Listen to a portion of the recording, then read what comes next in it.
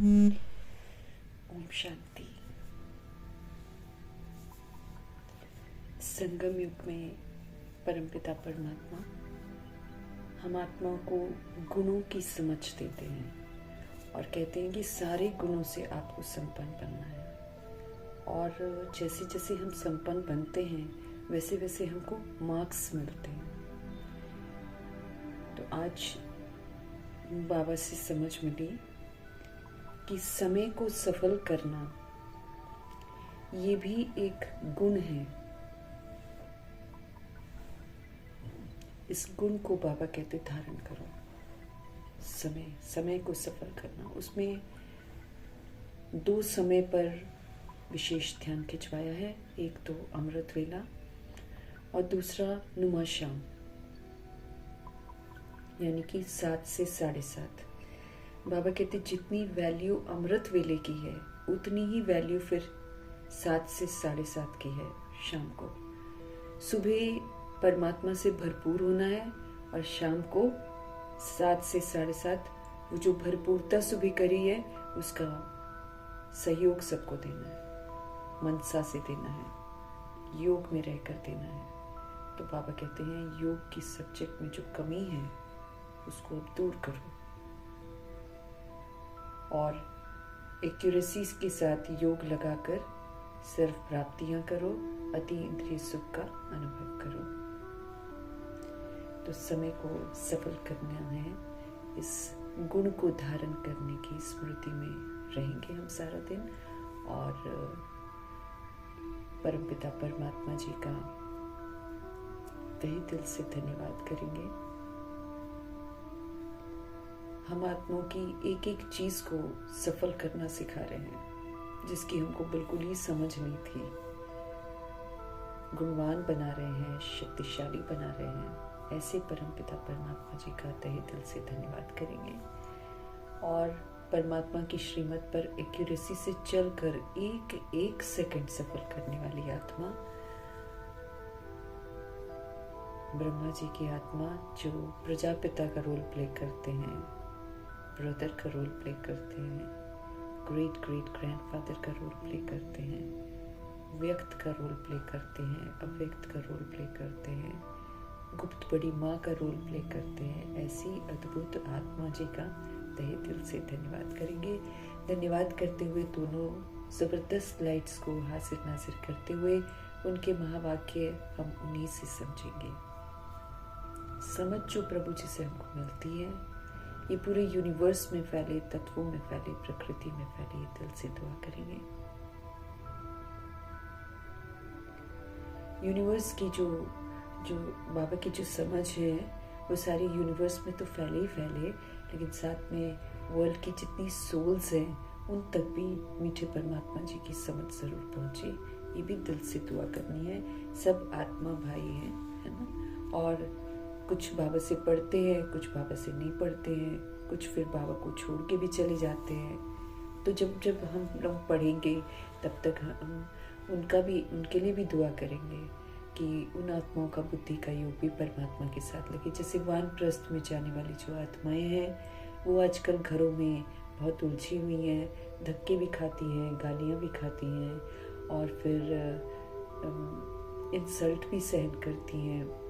ऐसी आत्माएं जो रिश्तों के पीछे अपना वक्त बर्बाद कर रही हैं, उन तमाम आत्माओं का बुद्धि का योग परमपिता परमात्मा जी के साथ लगे। इसलिए बाबा जी की जो समझ है वो उनके बुद्धि पर जरूर दस्तक दे और वो आत्माएं परमात्मा से जुड़े। ये दिल से दुआ करेंगे। जो आत्माएं हम आत्माओं के साथ नकारात्मकता के साथ जुड़ी हुई हैं, जिनका बुद्धि का युग हमारे साथ अटका हुआ है, उनका बुद्धि का युग अब हमारे से हट जाए और वो आत्माएं परमपिता परमात्मा को याद करें, उनसे जुड़ेंगे। दिल से दुआ करेंगे मीठे परमात्मा जी की मीठी समझ वहां तक जरूर पहुंचे। फिर परमपिता परमात्मा जी के महावाक्यों की जो समझ है, जो लौकिक में हमारे साथ कनेक्टेड हैं, ज्ञान में नहीं चलते हैं, उन आत्माओं तक प्रभु जी की समझ पहुंचे। उन आत्माओं का बुद्धि का योग भी परमात्मा के साथ लगे। दिल से दुआ करेंगे। और फिर जो आकारी शरीरों में है, रोज शरीर छोड़ रहे हैं और इधर उधर आकारी शरीरों में है, सभी आत्माओं के प्रति प्रभु जी की समझ समर्पित करेंगे हर आत्मा को परमपिता परमात्मा की समझ मिले और हर आत्मा परमात्मा से जुड़े। इसी तरह जो आत्माएं अभी गर्भ जल में प्रवेश कर गई हैं, उनका कनेक्शन तो धर्म राज्य से हो ही गया है, उनको भी परमात्मा की समझ पहुँचे। हॉस्पिटल में जो पीड़ित आत्माएं हैं, घरों में जो पीड़ित आत्माएं हैं, सभी आत्माओं तक प्रभु जी की समझ पहुँचे। हर आत्मा सशक्त बने, हर आत्मा परमात्मा से जुड़े और फिर से शक्तिशाली बन मनसा वाचा कर्मणा सेवा करके अपने आप को संपन्न और संपूर्ण बनाए। उन आत्माओं तक प्रभु जी की समझ पहुँचे जो इस समय या तो माया के प्रकोप में है, या तो तंत्र मंत्र के प्रकोप में है, या तो प्राकृतिक आपदाओं के प्रकोप में है, या फिर दैहिक हिंसाओं के प्रकोप में है। सभी आत्माओं तक प्रभु जी की समझ पहुँचे। सबके जो मन के दुख दर्द है वो दूर हो, क्योंकि परमात्मा के साथ जब बुद्धि का योग लगेगा, परमात्मा से जब समझ मिलेगी, तो आत्माओं को सुकून मिलेगा, राहत मिलेगी। उन आत्माओं तक प्रभु जी की समझ पहुंचे जो बाबा के बच्चे हैं, लेकिन इस समय वाम मार्ग में चले गए हैं। सबको पवित्रता फिर से आकर्षित करे। दिल से दुआ करेंगे। कुमार कुमारियों के शरीरों में जो आत्माएं हैं, छोटे शरीरों में जो आत्माएं हैं, इस समय बहुत खतरनाक प्रकोप के अंदर है वो सब, उन सभी आत्माओं का बुद्धि का योग जो है परमपिता परमात्मा जी के साथ लगे। उन आत्माओं तक प्रभु जी की समझ पहुंचे जो अपनी संस्था बनाकर बैठे हैं, खुद भी गुमराह हैं, दूसरों को भी गुमराह कर रहे हैं। भिन्न भिन्न सत्ताएं जो बन गई हैं, राज्य सत्ता है, भक्ति की सत्ता है, धर्म की सत्ता है, अलग अलग विज्ञान की सत्ता है, भाषा में बटे हुए लोग हैं, जगहों को लेकर बटे हुए लोग हैं, जातियों को लेकर बटे हुए लोग हैं, खुद ब खुद ही जातियां बनाई हुई हैं, खुद ब खुद ही धर्म बनाए हुए हैं, फिर खुद ब खुद ही एक दूसरे से नफरत करके एक दूसरे से लड़ते हैं। सभी अनाथ आत्माओं का बुद्धि का योग जो है परमपिता परमात्मा जी के साथ लगे। मीठे परमात्मा जी की समझ उन तक जरूर पहुंचे।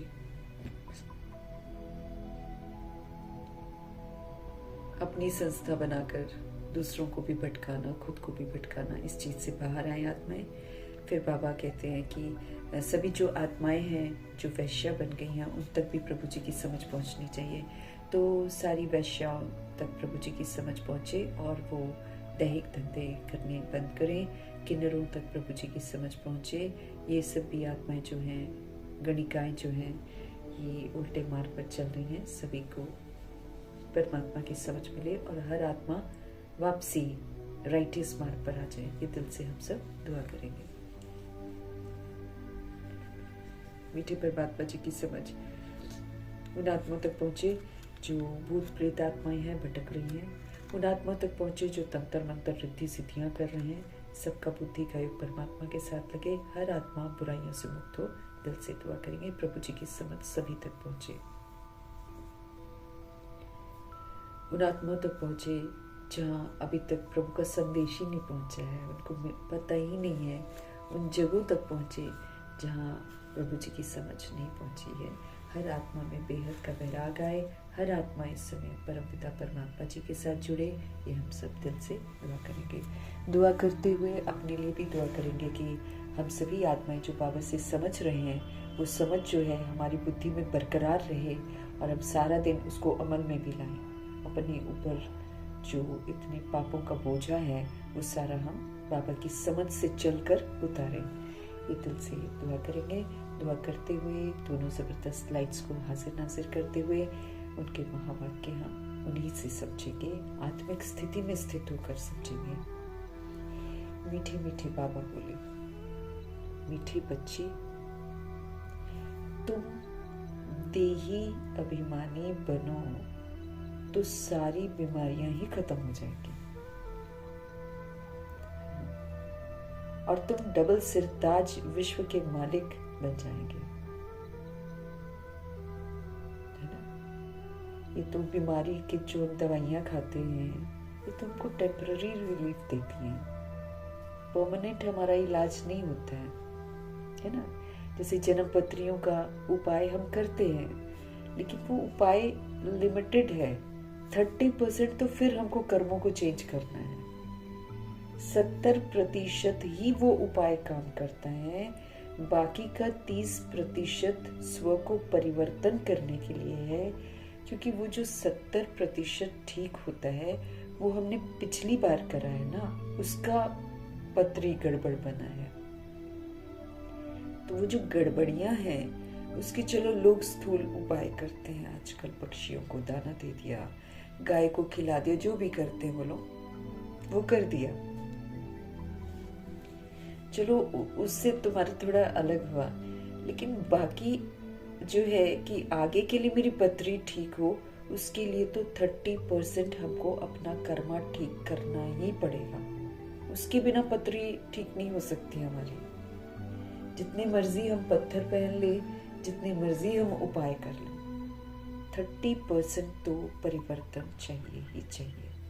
वो 70% तक उपाय है बस, क्योंकि कोई भी सोल किसी को किसी भी विधि से ठीक नहीं कर सकती। और फिर हमको कर्मों की गुह्य गति का मालूम चला है कि कर्मों की गुह्य गति कैसे चलती है, तो फिर वो कर्म के आधार से मेरी पत्री बनी हुई है, तो उसको तो फिर मुझे ठीक करना पड़ेगा ना। भगवान जी से रोज हमको समझ मिल रही है, ये मुरलियाँ क्या है, हमको समझ ही तो दे रही हैं कि अपनी जिंदगी को ठीक करो, अपनी पत्री को ठीक करो, अपने अंदर गुणों को धारण करो, शक्तियों को धारण करो, अपने को परिवर्तन करो। ये हमको समझ ही तो मिल रही है।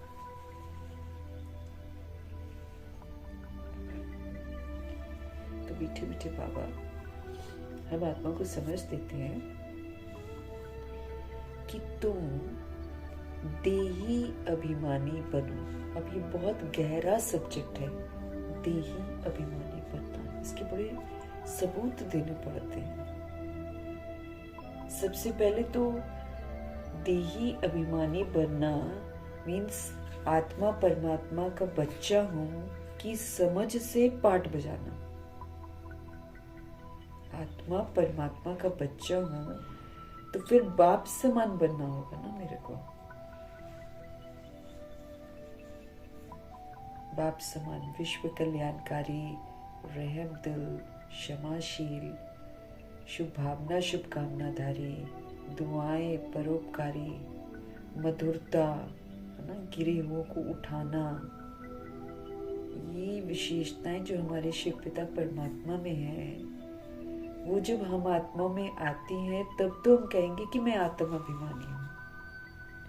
आत्म अभिमानी आत्मा अपने को आत्मा परमात्मा का बच्चा समझेगी और वर्ल्ड की जितनी भी बॉडीली बीइंग्स हैं उनको देखते हुए आत्मा ही उनको समझेगी, परमात्मा का बच्चा ही उनको समझेगी और सतोगुणी आत्मा ही उनको समझेगी। वो है आत्म अभिमानी। वो फिर सबको मदद करती। सदा आत्म अभिमानी, देही अभिमानी मतलब फिर भगवान के बन गए ना हम तो। फिर सदा खुश रहना है, सदा संतुष्ट रहना है, सदा पवित्र रहना है, सदा सुखी रहना है, सदा शांत रहना है, सदा प्रेम स्वरूप रहना है, सदा शक्ति स्वरूप रहना है, सदा समझ का स्वरूप रहना है, सदा प्रेम का स्वरूप रहना है। ऐसे करके जब हम सतोगुणी स्वरूप में रहेंगे फिर हम सदा खुश रहेंगे, सदा संतुष्ट रहेंगे, सदा खुश मिजाज रहेंगे, सदा क्षमाशील, सदा पोलाइट रहेंगे, शालीन रहेंगे, सदा कल्याणकारी, सदा दिव्य रहेंगे, सदा आनंद स्वरूप, सदा शक्तिशाली और सदा दाता, देने वाले। क्या देना है? ज्ञान, गुण, शक्तियों का, समझ का सहयोग देना है व्यवहार में। फिर सदा चुस्त, सदा अथक, सदा उमंग उत्साह, सदा आशावादी, जो होगा अच्छा होगा, अच्छा ही होना है, आशावादी। होपलेस केस में भी आशा पैदा करने वाले, सदा ही सकारात्मक, ऑलवेज पॉजिटिव, सदा पवित्र, सदा स्वच्छ एकदम, ज्ञान को यूज करने वाला ज्ञान स्वरूप, सदा निर्भय, सदा स्पष्ट एकदम, अंदर बाहर साफ, सदा शांत, सदा सम्मानदाता, सबको सम्मान देना, सदा ब्लेसिंग्स वाले बोलने, सभी को एक जैसे स्वीकार करना, कोई व्यर्थ नहीं, व्यर्थ से मुक्त, नकारात्मकता से मुक्त।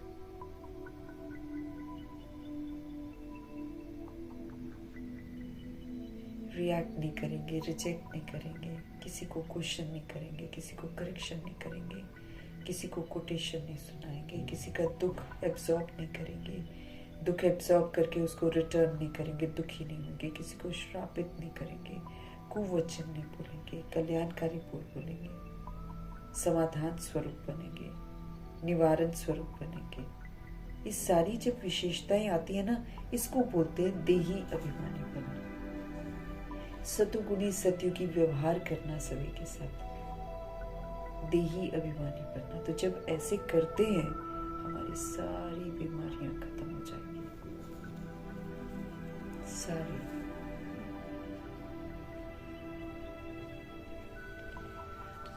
क्योंकि आत्मा को सोच की बीमारी लगी हुई है, उससे शरीर पर इफेक्ट आता है। आत्मा को क्रोध आता है, उसका इफेक्ट शरीर पर पड़ता है। आत्मा कामनाएं रखती है दूसरों से, उसका इफेक्ट शरीर पर पड़ता है। आत्मा मोह करती है, उसका इफेक्ट शरीर पर पड़ता है। और आत्मा लोभ करती है, उसका इफेक्ट शरीर पर पड़ता है। अहंकार करती है, ईर्ष्या करती है, द्वेष करती है, जितनी भी खामियां वो यूज करना शुरू करती है, उतना ही वो आत्मा बीमार होना शुरू करती है, हो जाती है। तो बीमारियां जो लगी हुई हैं, ये हम आत्माएं जब देह अभिमान में आती हैं तब लगती हैं।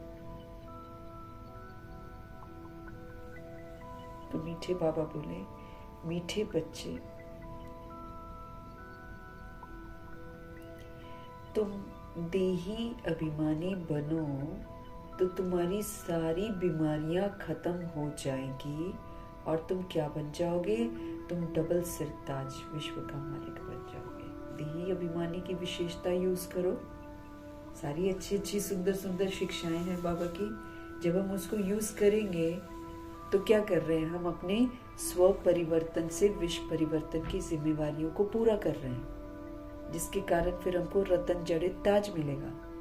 साथ में देही अभिमानी बनते हैं तो फिर हम पवित्रता से पाठ बजाते हैं, तो फिर पवित्रता से फिर मेरे को लाइट का ताज मिलेगा।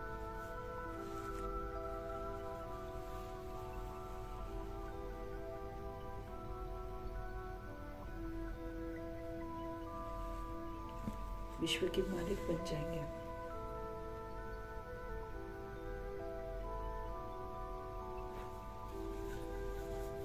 मतलब देही अभिमानी जो बनने की समझ देते ना, उसको पहले समझना है अच्छे से कि देही अभिमानी बनना क्या होता है।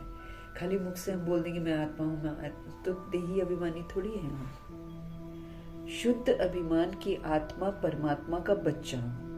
फिर इस शुद्ध अभिमान में रहते हुए सोचना है, बोलना है, कर्म करना है, सबूत देना है, हाँ हम भगवान के बच्चे।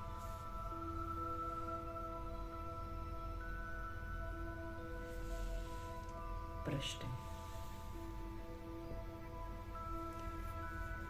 बाप के सम्मुख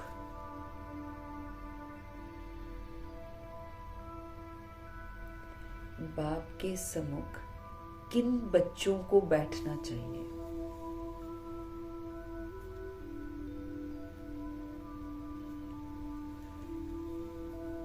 बाप के सम्मुख किन बच्चों को बैठना चाहिए? उत्तर है, जिन्हें ज्ञान डांस करना आता है। ज्ञान डांस करने वाले बच्चे जब बाप के सम्मुख होते हैं तो बाबा की मुरली भी फिर ऐसी चलती है। बाबा के सम्मुख किन बच्चों को बैठना चाहिए? उत्तर है मीठे परमपिता परमात्मा का कि जिन्हें ज्ञान डांस करना आता है। मतलब ज्ञान के द्वारा जो सेवा करते हैं ना, उनको वो ज्ञान डांस करना है। यानी स्थूल डांस नहीं करते हैं, ज्ञान डांस करते हैं। मतलब जो बाबा हमको ज्ञान देते हैं उसको औरों के साथ शेयर करते हैं। तो ज्ञान डांस करने वाले जो बच्चे हैं वो जब बाबा के सम्मुख होते हैं तो फिर बाबा की मुरली भी फिर वैसी ही चलती है, मस्ती वाली, फिर समझ वाली, है ना, ऐसी मुरली फिर चलती है। अगर कोई सामने बैठे इधर उधर देखते हैं तो बाबा समझते हैं ये बच्चा कुछ भी समझता नहीं। वैरायटी स्टूडेंट्स होते हैं ना बाबा की क्लास में, कोई इधर देख रहा है, कोई उधर देख रहा है, किसी के पल्ले पढ़ रहा है, किसी के नहीं पढ़ रहे हैं। तो फिर बाबा कहते हैं अगर कोई सामने बैठ इधर उधर देखता है तो बाबा फिर समझ जाते हैं ये बच्चा तो कुछ भी समझता नहीं है। बाबा ब्राह्मणियों को भी कहेंगे तुम ये किसको लेकर आए हो, तुम ये किसको लेकर आए हो।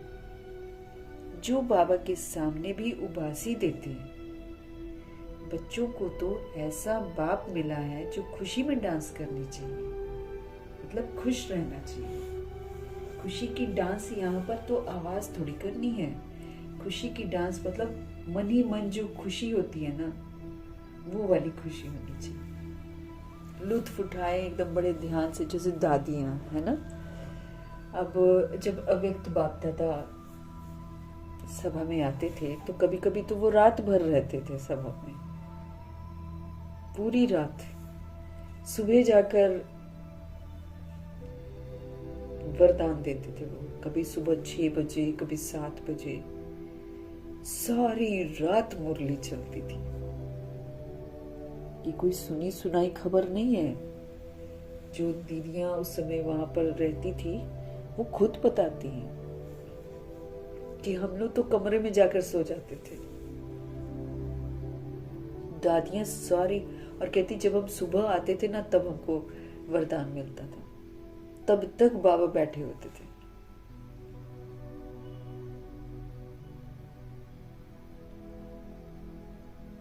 दादियां सारी रात मुरली सुनती थी, नींद का नाम निशान नहीं। तो ऐसे बच्चे बाबा चाहते हैं कि सम्मुख होने चाहिए, जो एंजॉय करें, जो बाबा की महावाक्यों को समझें, उसका लुत्फ उठाएं। बाबा को ऐसे बच्चे पसंद है। फिर बाबा को भी और मजा आता है गहराइयां समझाने में।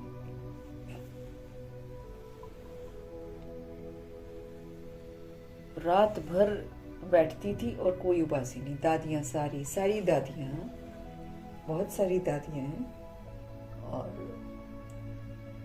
अव्यक्त बाप दादा की सभा में वो सारी रात बैठती थी।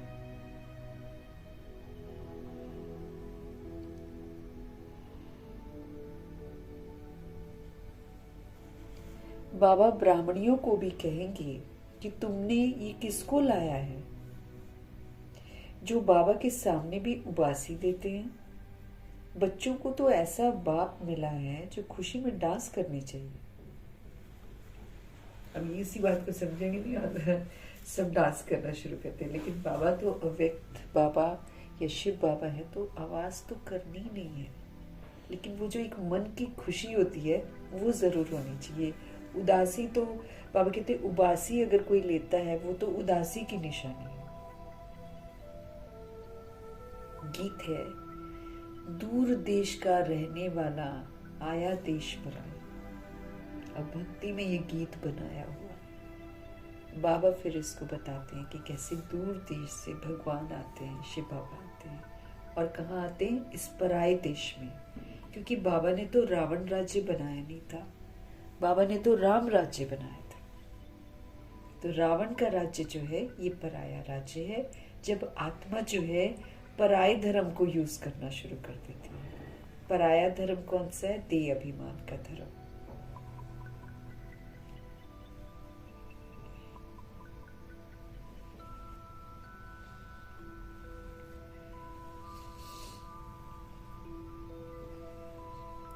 ओम शांति।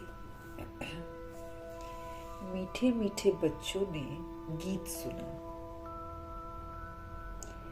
रूहानी बच्चे समझते हैं मतलब जो रूहें अपने आप को रूह समझती हैं, वो बाबा के रूहानी बच्चे हैं।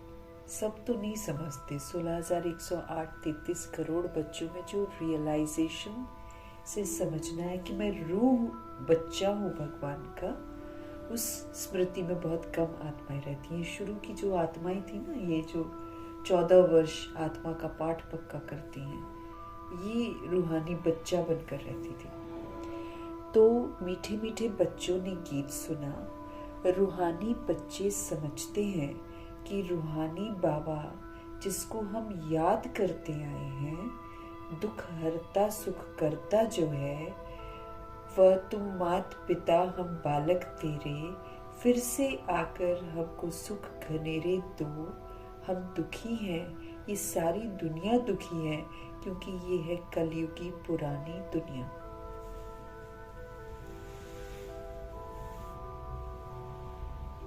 जो रूह समझते हैं ना, जो अपने आप को रूह, सुप्रीम रूह का बच्चा समझते हैं, बॉडी नहीं समझते हैं,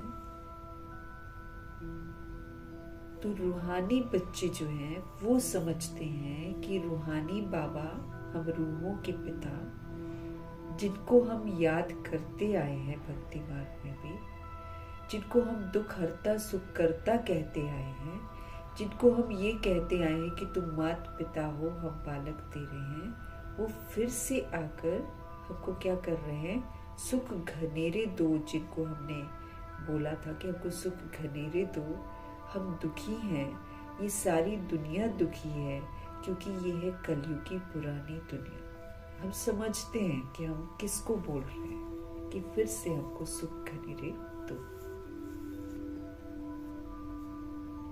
अब ये कलयुग की दुनिया, कलयुग, काला युग जिसे कहते हैं, इसमें आत्माएं बिल्कुल काली हो जाती हैं, विकारों से ग्रसित हो जाती हैं। पुरानी दुनिया अथवा पुराने घर में इतना सुख नहीं हो सकता है जो हम सुख घनेरे की चाहना रखते हैं।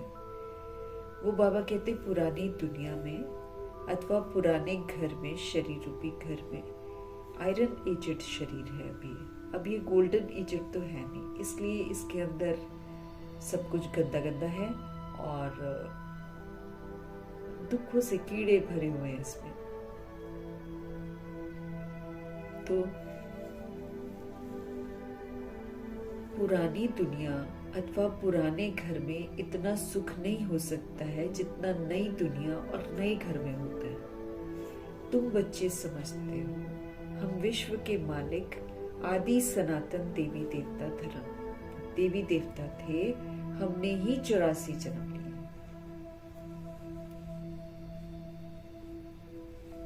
तुम बच्चे समझते हो कि हम विश्व के मालिक आदि सनातन देवी देवता थे, फिर हमने ही 84 जन्म लिए हैं। बाप कहते हैं बच्चों, तुम अपने जन्मों को नहीं जानते हो कि कितने जन्म पाठ बजाया है। मनुष्य समझते हैं 84 लाख पुनर्जन्म है। मनुष्य ऐसा समझते कि 84 लाख पुनर्जन्म है। एक एक पुनर्जन्म कितने वर्ष का होता है? 84 लाख के हिसाब से तो सृष्टि चक्र बहुत बड़ा हो जाए। अगर 84 लाख हम सोचें तो बाबा कहते हैं कि 84 लाख के हिसाब से तो सृष्टि चक्र बहुत बड़ा हो जाए। तो बच्चे जानते हो, हम आत्माओं का बाप हमको पढ़ाने के लिए आए हैं। तुम बच्चे, बाबा कहते तुम बच्चे जानते हो, हम आत्माओं के जो पिता है वो हमको पढ़ाने के लिए आए हैं। हम भी दूर देश के रहने वाले हैं, है ना? हम सभी आत्माएं भी दूर देश के रहने वाले हैं। अब आपको समझ में आया है कि जैसे हमारे शिव बाबा परमधाम से आते, वैसे हम भी परमधाम से आते हैं। हम कोई यहाँ के रहने वाले नहीं हैं। हम यहाँ पर जो बोलते रहते हैं, हम यहाँ के रहने वाली जो ज़मीन ले रहे हैं, चाहे कब्जा कर रहे हैं या जो भी चोरी डकैती लुटेरापन जो भी हो रहा है, तो ये तो मना हम गलत फहमी में है ना। ये तो सृष्टि है। यहाँ तो हम मेहमान बनकर आए हुए हैं। अब मेहमान बनकर आए तो मेहमान बोलेगा ये चीज मेरी है, ये चीज मेरी है, तो सृष्टि उसको ऐसा होने थोड़ी देगी। अभी भी जो विनाश होगा वो किसका होगा? देह के भान का होगा, देह के अभिमान का होगा, देह के विस्तार का होगा, देह के वस्तु वैभवों का होगा। इसका विनाश होना। आत्मा का घमंड टूटेगा इससे कि कुछ भी मेरा नहीं है। तो हम कोई यहाँ के रहने वाले नहीं हैं। यहाँ तो हम पाठ बजाने के लिए आए थे। कैसा पाठ बजाना है ये संगम में बाबा हमको अभी सिखा रहे हैं। तो श्रेष्ठ पाठ बजाने के लिए आए थे। बाप को भी हम परमधाम में याद करते हैं। बाबा ऊपर परमधाम में है ना, तो हम उनको परमधाम में याद करते हैं।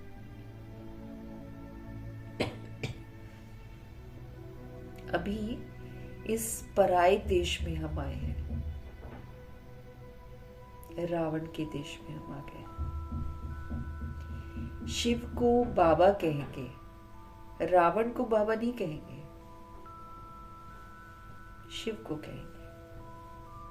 रावण बाबा सूट ही नहीं करता है ना। भगवान को बाबा कहेंगे। बाप की महिमा अलग है। 5 विकारों की तो कोई महिमा करेंगे क्या? 5 विकार की तो कोई महिमा ही नहीं है।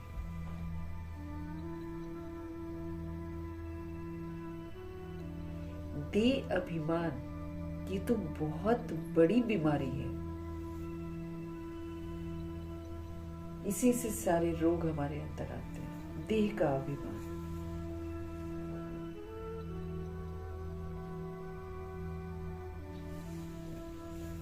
देह अभिमान तो बहुत बड़ी बीमारी है। हम देही अभिमानी बनेंगे, कोई बीमारी नहीं रहेगी। यहाँ पर क्या होगा कि जो हम पास्ट में गलती करते हैं, लापरवाहियां करते हैं, उसके रोग हमको लगते हैं। लेकिन अगर हम देही अभिमानी बनकर पाठ बजाएंगे तो ये जो रोग लगे हुए हैं इसका दर्द अनुभव नहीं करने देंगे बाबा। लेकिन शर्त है आत्म अभिमानी होकर हो। सबको सुख दो, सबको शांति का सहयोग दो, सबको प्रेम का सहयोग दो, सबको।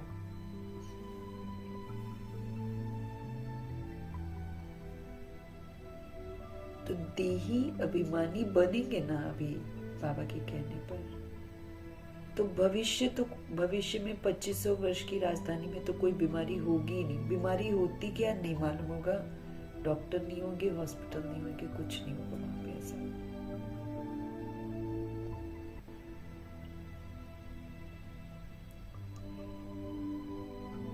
लेकिन संगम युग में भी जब हम शिव पिता परमात्मा की श्रीमत पर चलेंगे तो बीमारी अगर होगी भी तो उसका दर्द अनुभव नहीं होगा। जैसे मातेश्वरी का उदाहरण है।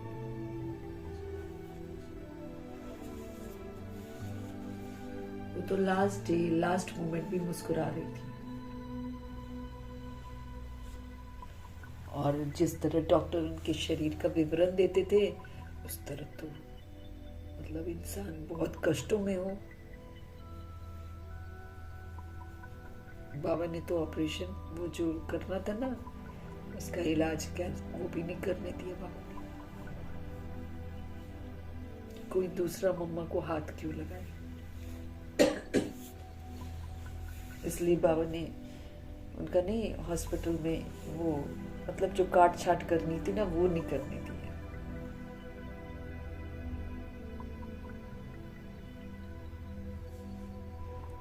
क्योंकि मम्मा तो पूरा प्योरिटी की धारणा से पाठ बजा रही थी ना, तो वो उनके शरीर को फिर कोई क्यों छुए, ये उनको था बाबा, इसलिए उन्होंने करवाने नहीं दिया कुछ भी। शरीर को जो काट छाट करनी वो नहीं करनी थी। मुस्कुराती थी मम्मा, तो दर्द नहीं होता होगा तभी तो मुस्कुरा रही है ना। हाँ, लेकिन ऊपर से हिसाब किताब नजर आ रहा है कि ऊपर से हिसाब किताब सेटल हो रहा है। लेकिन चूंकि वो याद की यात्रा पर तत्पर रहती थी हमेशा, इसलिए बाबा भी फिर अपनी वफादारी तो दिखाएंगे ना। फिर बाबा कष्ट नहीं होने देते, तो ड्रामा अनुसार दिखाई देगा कि हिसाब किताब चुकता हो रहा है, लेकिन दर्द की महसूसता नहीं होती है। जब हम योग में रहते हैं ना, तब नहीं होती है। योग में रहना, फिर मम्मा रहती थी योग में।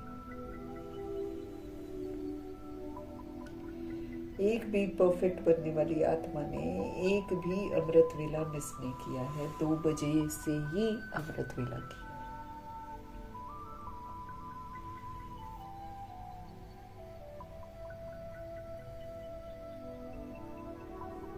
तो बाबा गारंटी देते हैं कि हम देही अभिमानी जब बन जाएंगे तो कोई भी बीमारी नहीं रहेगी और हम विश्व के मालिक बन जाएंगे।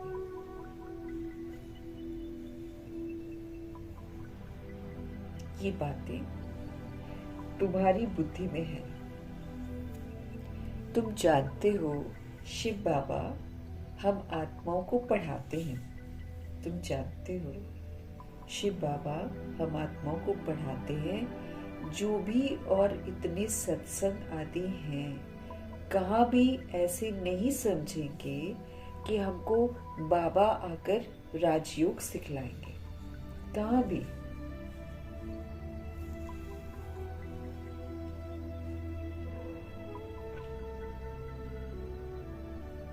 है ना?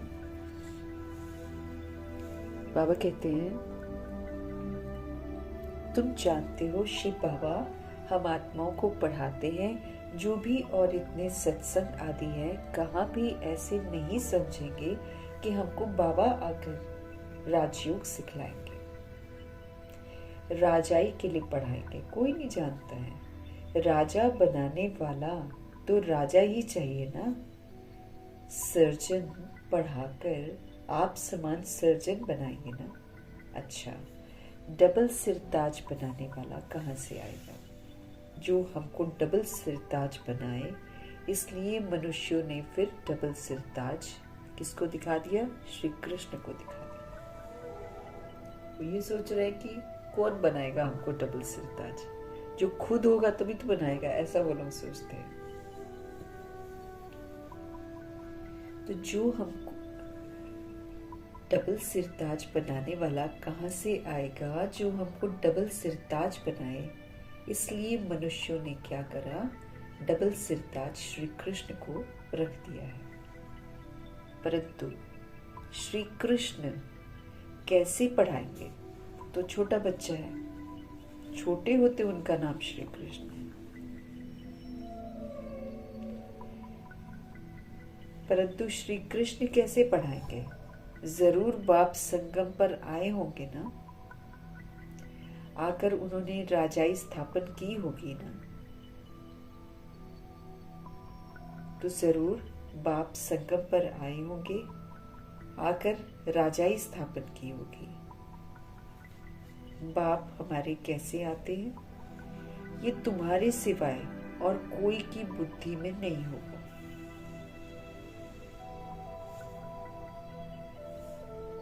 हमारे शिव बाबा कैसे आते हैं ये तुम्हारे सिवाय और कोई की बुद्धि में नहीं होगा। दुनिया कहाँ जानती है कि भगवान आए हुए हैं?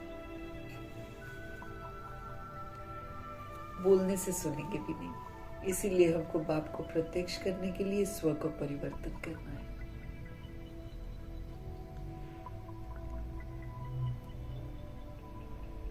दूर देश से बाप आकर हमको पढ़ाते हैं, हम आत्माओं को राजयोग सिखलाते हैं। फिर से हम आत्माओं को राजा बनाते हैं। राजा बनकर फिर कहते शरीर रूपी राजधानी को आप कंट्रोलिंग पावर से, रूलिंग पावर से चला। तो दूर देश से बाप आकर हमको पढ़ाते हैं, राजयोग सिखलाते हैं। बाप कहते हैं मुझे कोई लाइट या रतन जड़ित ताज है नहीं। बाप कहते हैं कि मुझे तो कोई लाइट का या रतन जड़ित ताज नहीं है, न सिर पे ताज है और न बाबा अपने लिए शरीर ही नहीं लेते, इसलिए कहते हैं हमारे पास तो डबल सिर ताज हम तो नहीं है।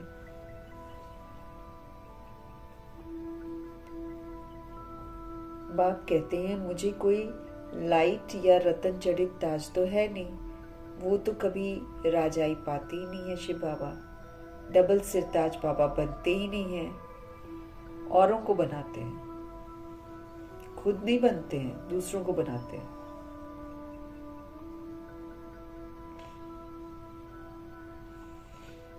बाप कहते हैं हम अगर राजा बनता तो फिर तो हम रंक भी मुझे बनना पड़ता। भारतवासी राव थे, ना धनवान थे, अब तो रंक बन गए, अब तो कंगाल बन गए, अब तो मंगते बन गए। तुम भी डबल सिरताज बनते हो तो तुमको बनाने वाला भी डबल सिरताज होना चाहिए, जो फिर तुम्हारा योग भी लगे। जो जैसा होगा ऐसा ही तो आप समान बनाएगा ना। सन्यासी कोशिश कर सन्यासी बनाएंगे, तुम गृहस्थी।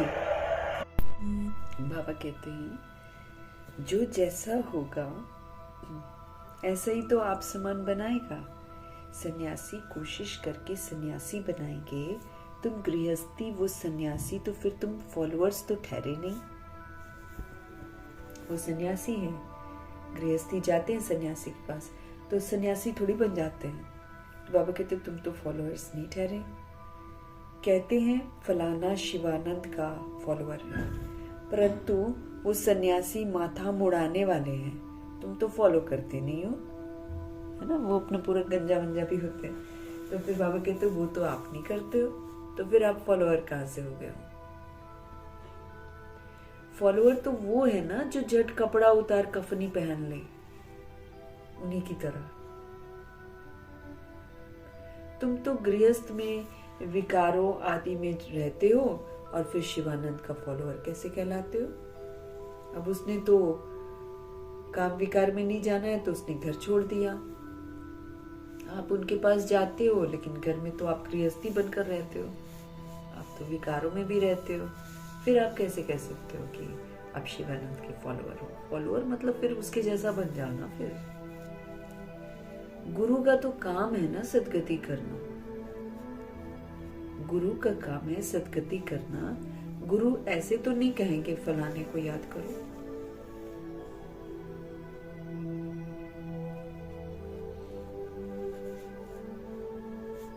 गुरु का तो काम है सदगति करना, तो गुरु ऐसे तो नहीं कहेंगे कि फलाने को तुम याद करो।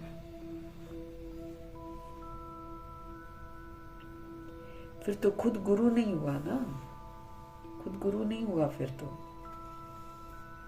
मुक्ति धाम में जाने के लिए भी युक्ति तो चाहिए। कैसे जाएंगे मुक्ति धाम, ऐसे मुंह उठा के तो जाने नहीं दिया जाएगा।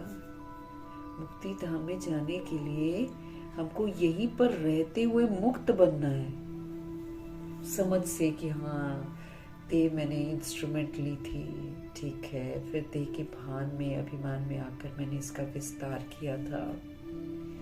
अच्छा, इस देह के अंदर तो आत्मा है, आत्मा तो बहुत सारा शरीर छोड़ती है, लेती रहती है।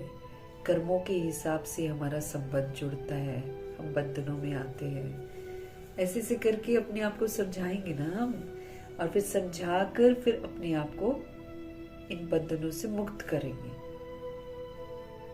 फिर हम ट्रस्टी बनकर समझेंगे, अच्छा ये तो आत्मा है ना, आत्मा तो भगवान की अमानत है, आत्मा मेरी हो ही नहीं सकती है।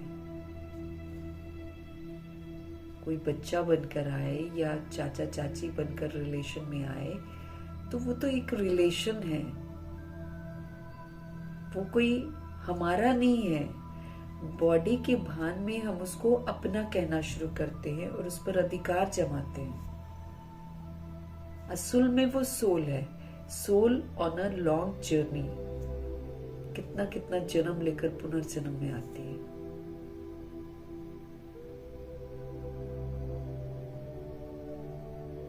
है ना? अब देखो जैसे छोटे छोटे शरीरों में जो सोल्स हैं आजकल, वो हम लोग को, जैसे हम लोग को भी उतना अच्छा फोन को यूज करना नहीं आएगा जितना अच्छा उनको आता है। और फिर पेरेंट्स इतराते हैं, हमारे बच्चे देखो कितना फास्ट यूज कर रहे हैं, कितना ये कर रहे हैं। कहां से आया ये संस्कार? अगर उसने कभी सीखा ही नहीं होता तो उसको पकड़ना ही नहीं आता फोन। दादियों को कहाँ आता था पकड़ना क्योंकि उनके जमाने में तो फोन था ही नहीं, मोबाइल वगैरह तो उन्होंने कभी यूज ही नहीं करा, इसलिए ना उनको उसका आकर्षण रहा। और जब मोबाइल आ गए तब भी दादियां कहाँ उसमें इंटरेस्ट लेती थी।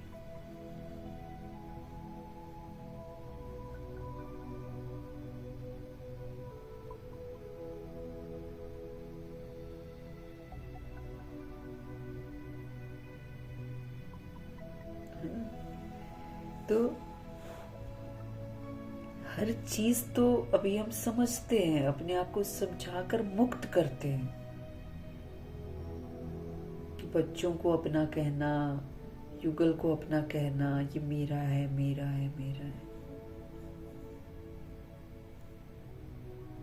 तो वो जो सोल मोबाइल यूज कर रही है आज बड़े अच्छे से, हाथ उसके आराम से चलते, वो पिछले जन्म में भी तो यूज करके आई है। जो छोटे छोटे आजकल के बच्चे हैं वो तो पिछले जन्म में भी तो मोबाइल था ही उनके पास,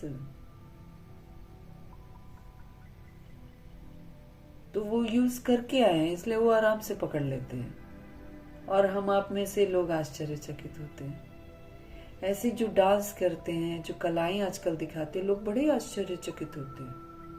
देखो कितना छोटा बच्चा श्लोक सुना रहा है, देखो कैसे बड़ों की तरह डांस कर रहा है, देखो कैसे अब दो दो, दो तीन तीन चार चार साल की लड़कियां क्लासिकल गीत गा रही हैं, हारमोनियम बजा रही हैं। कहां से बजा रही हैं? ऐसे ही, सब तो नहीं बजा रहे, ऐसे ही कौन बजा रहा है भाई?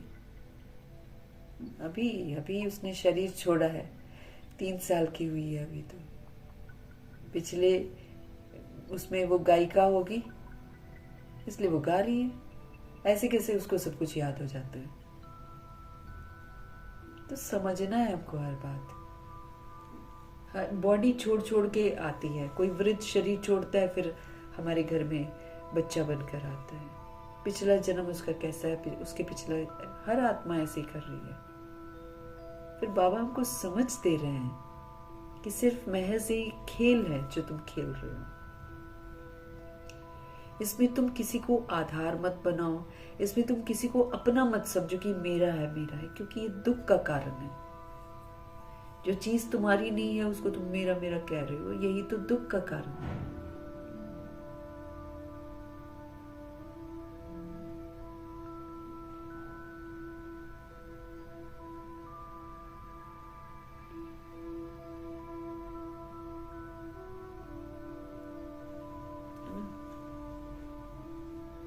गुरु का तो काम है सदगति करना। गुरु ऐसे तो नहीं कहेंगे कि फलाने को तुम याद करो, फिर तो खुद गुरु नहीं हुआ ना। फिर अगर वो किसी को कह रहा है कि उसको याद करो, भगवान को याद करो, तो वो तो खुद गुरु नहीं हुआ। मुक्ति धाम में जाने के लिए भी तो युक्ति चाहिए, हर बात की समझ चाहिए, है ना? कैसे फिर समझ के साथ हम सभी को प्रभु की अमानत समझकर सबके साथ सतुगुणी व्यवहार करके हम अपने आप को मुक्त करते हैं, उस आत्मा को भी मुक्त करते हैं जिसको हमने बंधन में बांध रखा है। हम सब ने अपनी सोच से, अपने बोल से, अपने कर्म से सबको बांध रखा है। अब हमको समझ के साथ ये बंधनों को खोलना है, खोलकर फ्री होना है। फ्री होकर फिर बाबा इशारा करेंगे आ जाओ, तो उड़ जाना 1 सेकंड में। युक्ति चाहिए, मुक्ति की युक्ति चाहिए, तो बाबा हमको समझ देते हैं।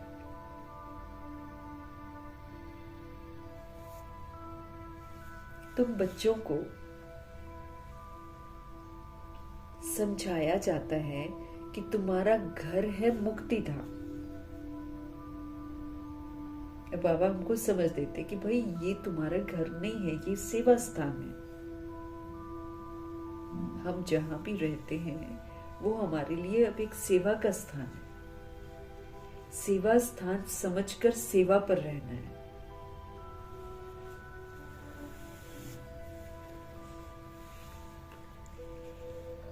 तो तुम बच्चों को समझाया जाता है कि तुम्हारा घर है मुक्ति धाम अथवा निराकारी दुनिया। वहां हम सब बिंदु स्वरूप में रहते हैं। वो निराकारी दुनिया है, आत्माओं की दुनिया है। आत्मा को क्या कहा जाता है? आत्मा को निराकारी सोल कहा जाता है। वो निराकारी सोल है।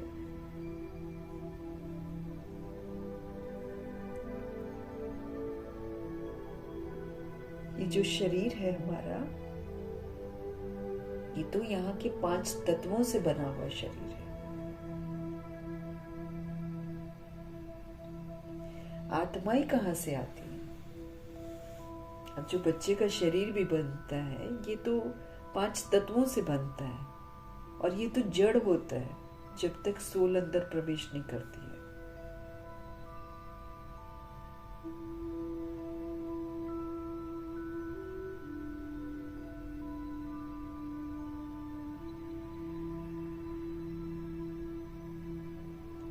तो बाबा समझते रहे, आत्मा को कहा जाता है निराकारी सोल।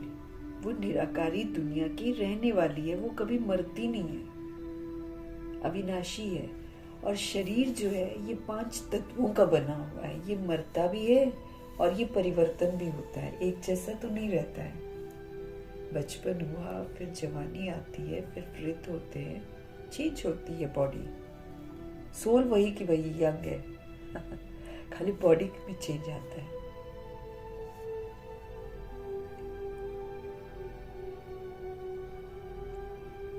आत्माएं कहाँ से आती हैं? परम धाम निराकारी दुनिया से आत्मा आती है। वहां बहुत आत्माएं रहती हैं। उनको कहेंगे स्वीट साइलेंस हो। आत्मा अपने स्वीट स्वरूप में रहती है ऊपर, सारी भिन्नता समाप्त। वो हम आत्माओं का स्वीट होम है, वो हम आत्माओं का साइलेंस होम है। वहां आत्माएं दुख सुख से न्यारी रहती हैं। न दुख अनुभव होता है, न सुख अनुभव होता है। मना ओके, मना जैसे होते हैं ना डिफरेंसेस, वो नहीं होता है, न्यारी होती है। ये अच्छी रीति पक्का करना है कि निराकार आत्मा हूं, निराकार धाम की रहने वाली हूं, सुख दुख से न्यारी आत्मा हूं।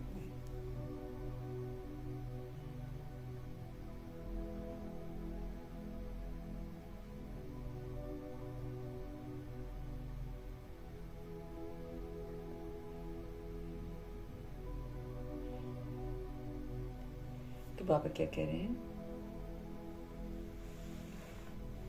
ये अच्छी रीति पक्का करना है। हम है स्वीट साइलेंस होम के रहने वाले। यहाँ ये एक नाटकशाला है जहाँ हम पाठ बजाने के लिए आते हैं। ये तो एक नाटकशाला है जहाँ हम पाठ बजाने आते हैं। इस नाटकशाला में सूर्य, चांद, स्टार्स आदि बत्तियां हैं, कोई गिनती कर न सके। ये एक ऐसी नाटकशाला है जिसमें सूर्य, चांद, स्टार्स आदि बत्तियां हैं, कोई गिनती कर न सके कि ये नाटकशाला कितने माइल्स की है।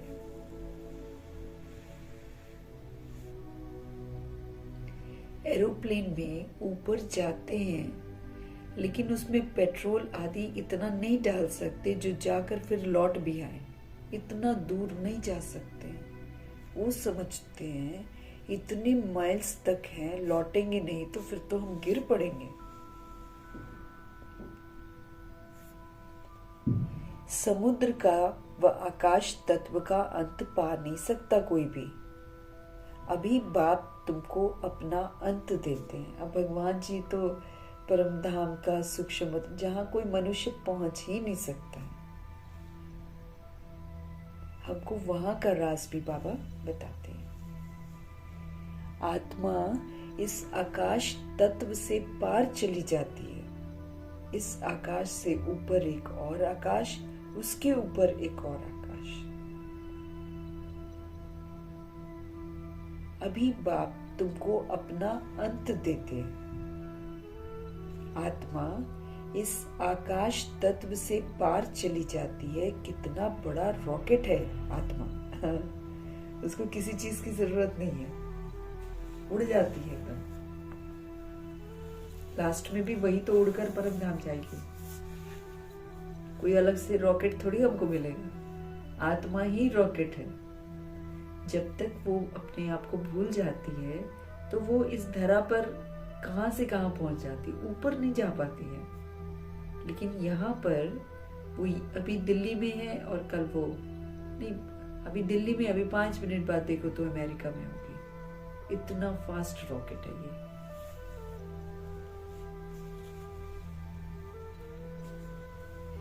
आत्मा इस आकाश तत्व से पार चली जाती है। कितना बड़ा रॉकेट है। तो आत्माएं जब पवित्र बन जाएंगी तो फिर रॉकेट मिसल तुम उड़ने लग पड़ेंगे।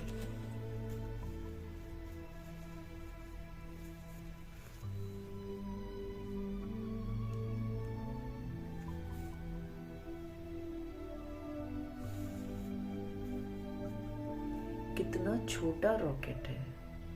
सूर्य चांद से भी उस पार मूल वतन में चले जाएंगे। इतना छोटा सा, दिखाई भी नहीं देता है। इतना जबरदस्त रॉकेट है, स्थूल आई से दिखाई भी नहीं देता है। तो आत्मा इस आकाश तत्व से पार चली जाती है।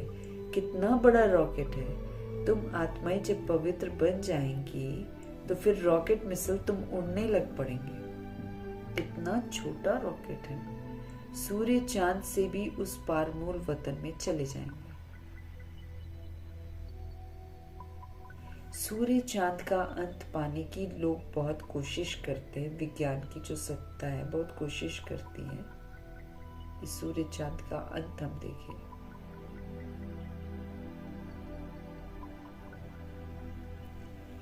दूर के स्टार्स आदि कितने छोटे देखने में आते हैं, है तो बहुत बड़े।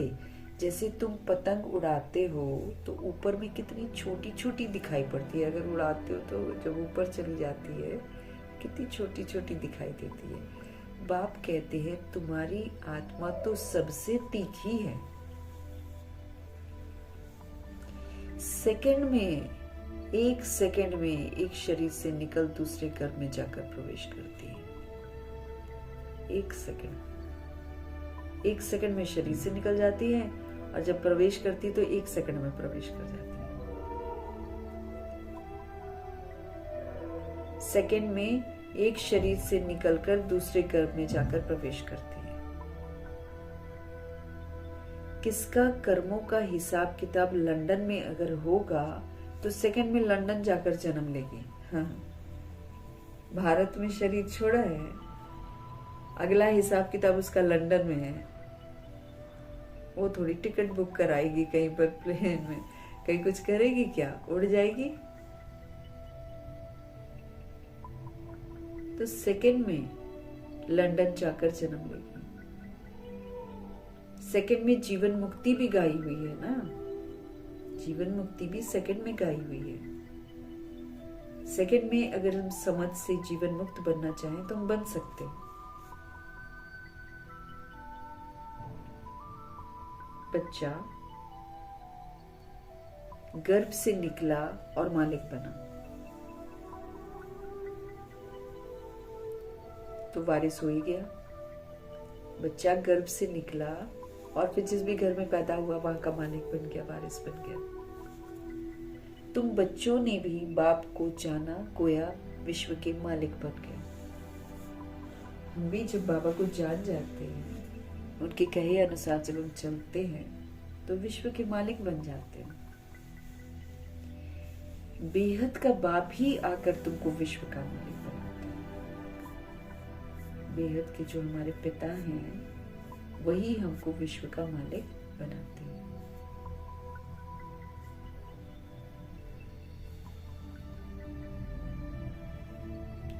स्कूल में बैरिस्ट्री पढ़ते तो बैरिस्टर बनेंगे ना, यहाँ तुम डबल सिरताज बनने के लिए पढ़ते हो,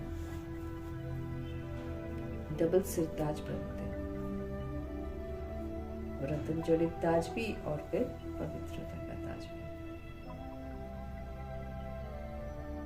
यहाँ तुम डबल सिरताज बनने के लिए पढ़ते हो।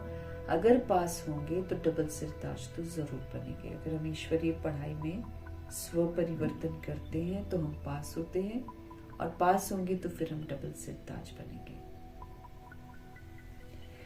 फिर भी स्वर्ग में तो जरूर जाएंगे।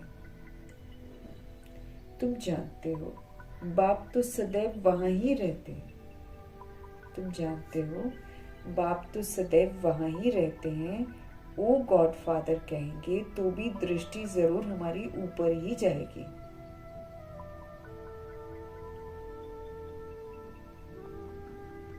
ओ गॉड फादर कहेंगे तो भी दृष्टि हमारी जरूर कहाँ जाती है? ऊपर जाती है। गॉड फादर है तो जरूर कुछ तो उनका पाठ होगा ना भाई। ये जो हम लोग महिमा करते हैं भगवान जी की, तो वो पाठ बजाते होंगे तभी तो महिमा होती है उनकी। अभी पाठ बाबा बजा रहे हैं, संगम युग है ये, और बाबा पाठ बजा रहे हैं।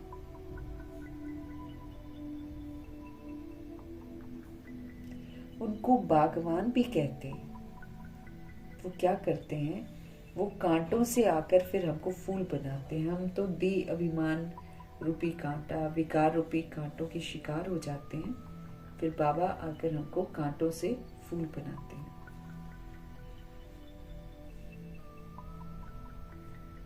तो तुम बच्चों को कितनी खुशी होनी चाहिए कि भगवान हमको कांटों से फूल बना रहे हैं, तो हमको कितनी खुशी होनी चाहिए। बाबा आया हुआ है इस देश पराई में, दूर देश का रहने वाला आया देश पराई। दूर देश का रहने वाला तो बाप ही है ना, और आत्माएं भी वहां पर रहती हैं। सिर्फ बाबा नहीं रहते हैं, सारी सोल्स भी वहीं की रहने वाली हैं। यहाँ तो हम पाठ बजाने के लिए आते हैं। देश पराए ये अर्थ तो कोई भी नहीं जानता है, गीत बना देते हैं। दूर देश से आया, हाँ ना, देश पराए, लेकिन समझते थोड़ी हैं, बस गाते हैं, बनाते हैं। देश पराई ये अर्थ कोई नहीं जानता है, रावण का राज्य है।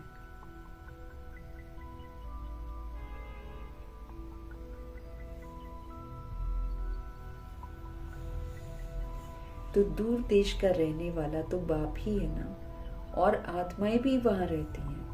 यहाँ फिर पाठ बजाने के लिए आती हैं। देश पराए ये अर्थ कोई नहीं जानते हैं। मनुष्य तो भक्ति मार्ग में जो सुनते हैं उसको सत सत कहते रहते हैं, ये भी सत्य है, वो भी सत्य है। तो मनुष्य तो ऐसे करते हैं, जो भी सुनते हैं। मनुष्य जो भी सुनते हैं सत सत कहते रहते हैं। तुम बच्चों को बाप कितना अच्छी रीति बातें समझाते हैं।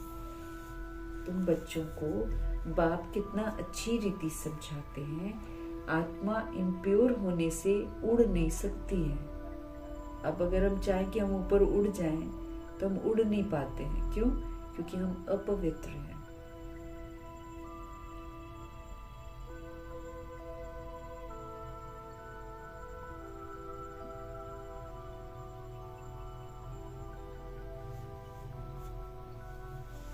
तुम बच्चों को बाप इतना अच्छी रीति समझाते हैं। आत्मा इम्प्योर हो गई है, अपवित्र हो गई है, इसीलिए वो उड़ नहीं सकती है।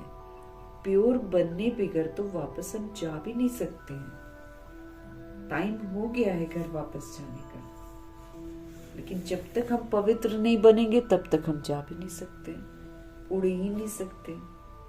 और ड्रामा कहेगा जाओ, जाने का टाइम भी आ गया, ड्रामा रहने नहीं देगा और यहाँ पूरा विनाश का सीन होएगा।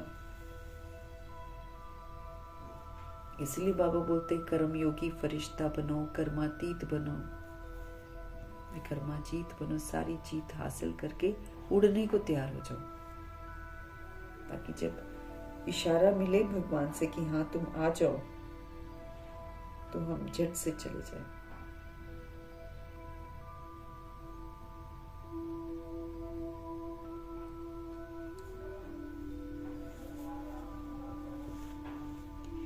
प्योर बनने बगैर वापस जा ही नहीं सकते। पतित पावन एक ही बाप को कहा जाता है। पतित पावन किसको कहते हैं? एक बाप को ही तो कहते हैं। उनको आना भी है कहां पर? संगम पर। तुमको कितनी खुशी होनी चाहिए कि बाबा हमको डबल सिरताज बना रहे हैं, बाबा हमको कांटे से फूल बना रहे हैं, तो कितना ना हमको खुश होना चाहिए। इससे ऊंच दर्जा तो कोई का होता ही नहीं है। डबल सिरताज सबसे ऊंच दर्जा है लक्ष्मी नारायण का, इससे ऊंचा तो कोई दर्जा ही नहीं है। बाप कहते हैं मैं डबल सिरताज बनता नहीं हूं। बाबा नहीं बनते हैं डबल सिरताज, मैं आता ही हूं एक बार संगम पर। पराये देश में आता हूं, पराये शरीर का आधार लेता हूं, अपने लिए तो मैं शरीर नहीं लेता हूं। ये दादा भी कहते हैं, ब्रह्मा जी भी कहते हैं, मैं शिव थोड़ी हूं। मुझे तो लखीराज कहते थे, फिर सरेंडर हुआ तो बाबा ने ब्रह्मा नाम रखा है ना, लखीराज, लेखराज है नाम भी।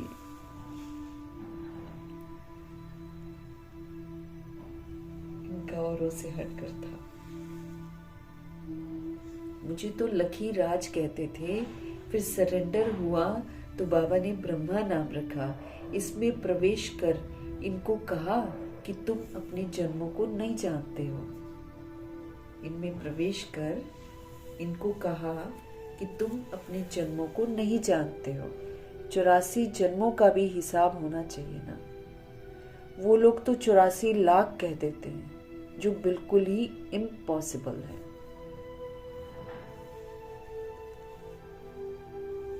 वो लोग तो 84 लाख कह देते हैं, जो बिल्कुल ही इम्पॉसिबल है। 84 लाख जन्मों का राज समझाने में ही सैकड़ों वर्ष लग जाएगा। अभी 84 में कितना उलझ गया है ड्रामा, तो 84 लाख प्रभु जी कहते हैं वो तो उसका राज समझाने में ही सैकड़ों वर्ष लग जाएंगे। याद भी पढ़ न सके कुछ। 84 लाख योनियों में तो पशु पक्षी आदि सब आ जाते हैं। ये कह सकते हैं कि 84 लाख योनियां जो हैं उसमें जो कीड़े मकोड़े, आजकल तो नए नए टाइप के कीड़े आ रहे हैं, वो सारे मिलाकर कह सकते हैं कि आज 84 लाख योनियां होते हैं।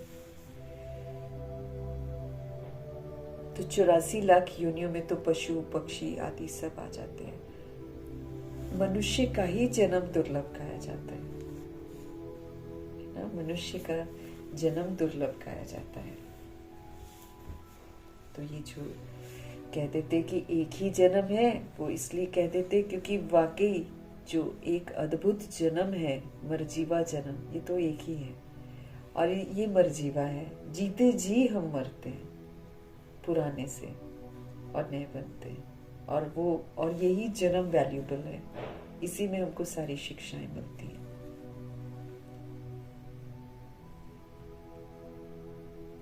ये जन्म तो वैल्यूबल है।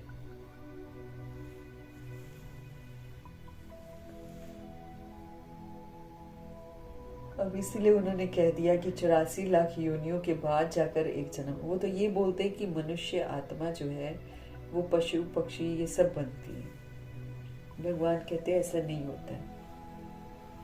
आत्मा मनुष्य का शरीर लेकर ही पाठ बजाती है, वो कभी जानवर नहीं बनती है। अगर वो जानवरों को मारती भी है, कई लोग जैसे सदना भगत का एक कहानी बना दिया है कि वो बकरा काटता था और एक दिन कोई कस्टमर रात को आया और उसने बोला कि हमको चाहिए, मीट चाहिए। तो उसने क्या करा, उसने कहा कि अब क्या करूं, पूरा का पूरा बकरा नहीं मार के उसने सोचा कि थोड़ा सा हिस्सा मैं काटता हूँ। तो बकरा बोल उठा कि आज तू सदना क्या कर रहे हैं, तू मैं रात भर तड़पता रहूंगा, तू तो थोड़ा सा काट रहा है मुझे। फिर उसको बताता है कि तू काटता है, फिर दूसरे जन्म में मैं तुझे काटता हूँ। ऐसे करके उसमें कहानी बना दी है। लेकिन शिव पिता परमात्मा, सत्य बताने वाले शिव पिता परमात्मा हम आत्मा को समझ देते हैं कि मनुष्य कभी जानवर नहीं, मनुष्य आत्मा जो है वो कभी जानवर नहीं बनती है।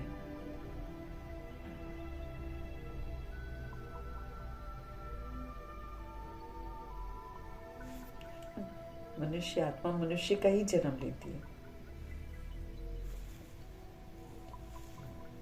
तो ये एक ही जन्म है जो मरजीवा कहलाता है। जब हम बाबा के बच्चे बनते हैं,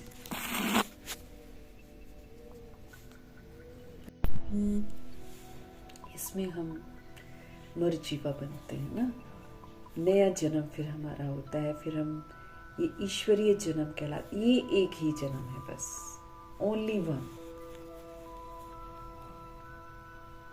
इसलिए गलत फहमी में है। फिर जो बातें भक्ति मार्ग में बनती हैं वो गलत बनती हैं। फिर बाबा जी आकर हमको समझाते हैं मनुष्य का ही जन्म दुर्लभ कहा जाता है। इसीलिए बोलते हैं जानवर थोड़ी नॉलेज समझ सकेंगे, तुमको बाप आत्मा ही ऊपर से आती है, जानवर ऊपर से नहीं आते। जानवर तो प्रकृति उत्पन्न करती है, जैसी सोल होती है ना वैसे ही जीव होते हैं फिर जानवर। अब देवी देवता है तो सुंदर सुंदर प्यारे प्यारे पक्षी होते हैं और प्यारे प्यारे वो जानवर होते हैं।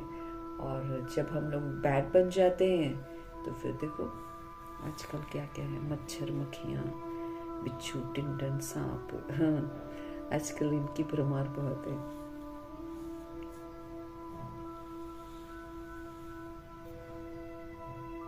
तो जानवर थोड़ी बाबा कहते नॉलेज समझ सकेंगे, तुमको बाप आकर नॉलेज पढ़ाते हैं। खुद कहते हैं मैं आता हूँ रावण के राज्य में। माया ने, बाबा कहते माया ने तुमको कितना पत्थर बुद्धि बना दिया है। अब फिर बाप तुमको पारस बुद्धि बनाते हैं। उतरती कला में तुम पत्थर बुद्धि बन गए हो। उतरते गए हम, भक्ति करते गए, मनुष्य मत की हुई, मनुष्य मत जो भक्ति शुरू करते वो वाली भक्ति करते करते करते करते हम नीचे उतरते गए।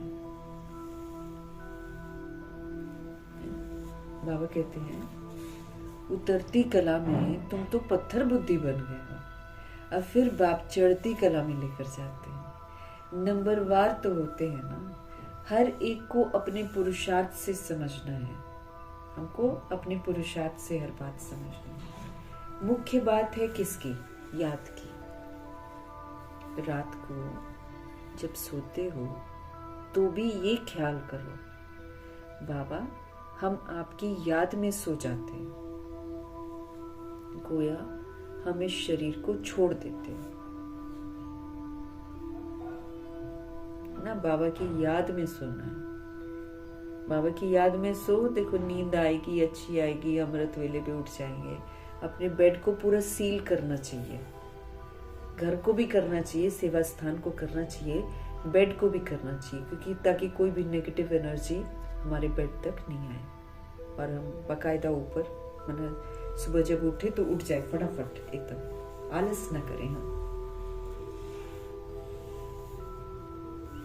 तो बाबा हम आपकी याद में सो जाते हैं, गोया हम इस शरीर को छोड़ देते हैं, आपके पास आ जाते हैं। ऐसे बाबा को याद करते करते बाबा कहते सो जाओ, फिर देखो कितना मजा आता है। हो सकता है साक्षात्कार भी हो जाए, है ना, सपना आ जाए। परंतु इस साक्षात्कार आदि में खुश नहीं होना चाहिए हमको। ये नहीं कि हो गया तो मतलब मैं परफेक्ट हो गई, नहीं जी, ऐसा नहीं होता है। तो परंतु इस साक्षात्कार आदि में कुछ नहीं होना है। बाबा, हम तो आपको ही याद करते हैं, आपके पास हम आना चाहते हैं। बाप को तुम याद करते करते बड़े आराम से चले जाएंगे। अगर हम बाबा को याद करेंगे ना, हम आराम से शरीर छोड़ेंगे, कोई दिक्कत परेशानी नहीं होगी। नहीं याद करेंगे तो फिर कष्ट होगा। हो सकता है सूक्ष्म वतन में भी चले जाओ, मूल वतन में तो नहीं जा सकते हैं। अभी वापस जाने का समय कहाँ आया है मूल वतन। हाँ, साक्षात्कार हुआ बिंदी का, फिर छोटी छोटी आत्माओं का झाड़ दिखाई पड़ेगा। जैसे तुमको वैकुंठ का साक्षात्कार होता है ना, ऐसे नहीं साक्षात्कार हुआ तो तुम वैकुंठ में चले जाएंगे, ऐसा थोड़ी होता है। उसके लिए तो बाबा कहते फिर मेहनत करनी पड़ेगी। अब मेरे को वैकुंठ दिख जाए और मैं सोचूं हाँ मैं वैकुंठ में जाऊंगी, तो थोड़ी होता है। वैकुंठ में जाने के लिए बेदाग बनना पड़ता है, 16 कला संपूर्ण परफेक्ट बनना होता है, संपूर्ण निर्विकारी बनना होता है, सर्वगुणों से संपन्न, मर्यादा पुरुषोत्तम और संपूर्ण अहिंसक बनने का सबूत देना पड़ता है, तब जाते हैं। ऐसे तो नहीं जा सकते, मेहनत करनी पड़ती है। भगवान जी कह रहे हैं तुमको समझाया जाता है, तुम पहले पहले कहाँ जाएंगे, स्वीट होम में जाएंगे। सब आत्माएं पाठ बजाने से मुक्त हो जाएंगी, सारी की सारी सोल्स फ्री हो जाएंगी। चलो जी घर वापस चलो बिंदी रूप में। जब तक आत्मा पवित्र नहीं बनी है तब तक तो जा ही नहीं सकती। जब तक आत्मा पवित्र नहीं बनी है तब तक तो घर वापस जा ही नहीं सकती है। बाकी साक्षात्कार से बाबा कहते हैं मिलना कुछ भी नहीं है। मीरा को साक्षात्कार हुआ, वैकुंठ में चली थोड़ी गई, वैकुंठ में थोड़ी गई वो। वैकुंठ तो सतयुग में ही होता है। अभी तुम तैयारी कर रहे हो वैकुंठ का मालिक बनने के लिए। हमको ध्यान रखना है, हम सब तैयारी कर रहे हैं, तब तो ध्यान रहेगा ना पढ़ाई लिखाई में। तो हम सब तैयारी कर रहे हैं और हमको क्वालिफाई करना है। बिना क्वालिफाई किए जाने नहीं दिया जाएगा वहां पर। तो फिक्र होनी चाहिए ना, यहाँ तो प्रैक्टिकल पेपर होने हमारे। या तो थियोरी है नहीं कि मैंने रट दिया स्कूल में जाकर या कॉलेज में जाकर उगल दिया, नंबर ले लिए, ऐसे तो यहाँ नहीं चलेगा। यहाँ तो जो पढ़ाया जा रहा है वो करके दिखाना है।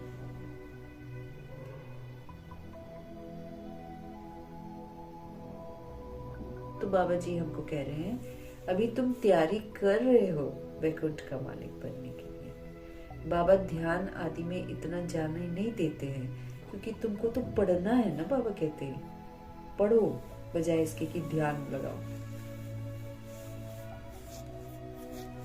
क्योंकि तुमको तो पढ़ना है। बाप आकर पढ़ाते हैं, सभी की सदगति बाबा जी करते हैं और विनाश भी सामने खड़ा है। बाकी असुरों और देवताओं की लड़ाई तो है नहीं, वो तो आपस में लड़ते हैं तुम्हारे लिए, क्योंकि तुम्हारे लिए नई दुनिया चाहिए। वो आपस में लड़ेंगे और देह अभिमान में देह को मार देंगे और फिर वापस घर जाएंगे। और फिर शिव बाबा के जो बच्चे हैं उनके लिए फिर ये दुनिया जो है बिल्कुल साफ हो जाएगी और फिर वो आकर यहाँ पर राज्य करेंगे।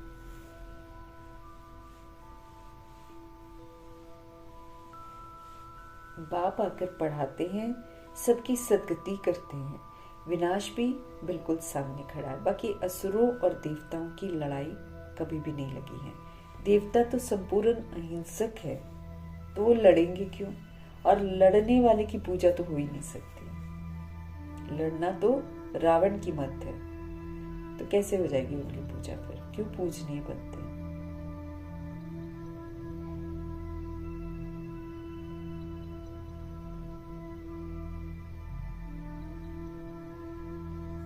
वो आपस में लड़ते हैं तुम्हारे लिए, क्योंकि तुम्हारे लिए नई दुनिया चाहिए। तुम्हारे लिए कौन सी दुनिया चाहिए? नई दुनिया चाहिए।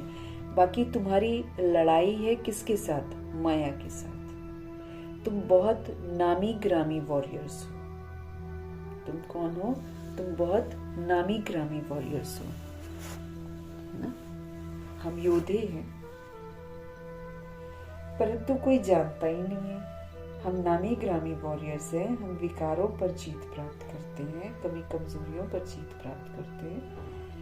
लेकिन नामी ग्रामी है क्योंकि फिर देवता बनते हैं तो सब जानते हैं, लेकिन जब हम युद्ध करते हैं तब हम ऑर्डिनरी होते हैं, इसलिए कोई जानता भी नहीं है। दोनों ही बातें हैं, नामी ग्रामी भी हैं और वॉरियर्स भी हैं, परंतु कोई जानते नहीं है कि देवियां इतनी क्यों गाई जाती हैं, इतने हाथ क्यों हैं, इतने अलंकार क्यों हैं, शेर पर सवारी क्यों है, देवियों का इतना पूजन क्यों होता है, जानते कुछ नहीं है।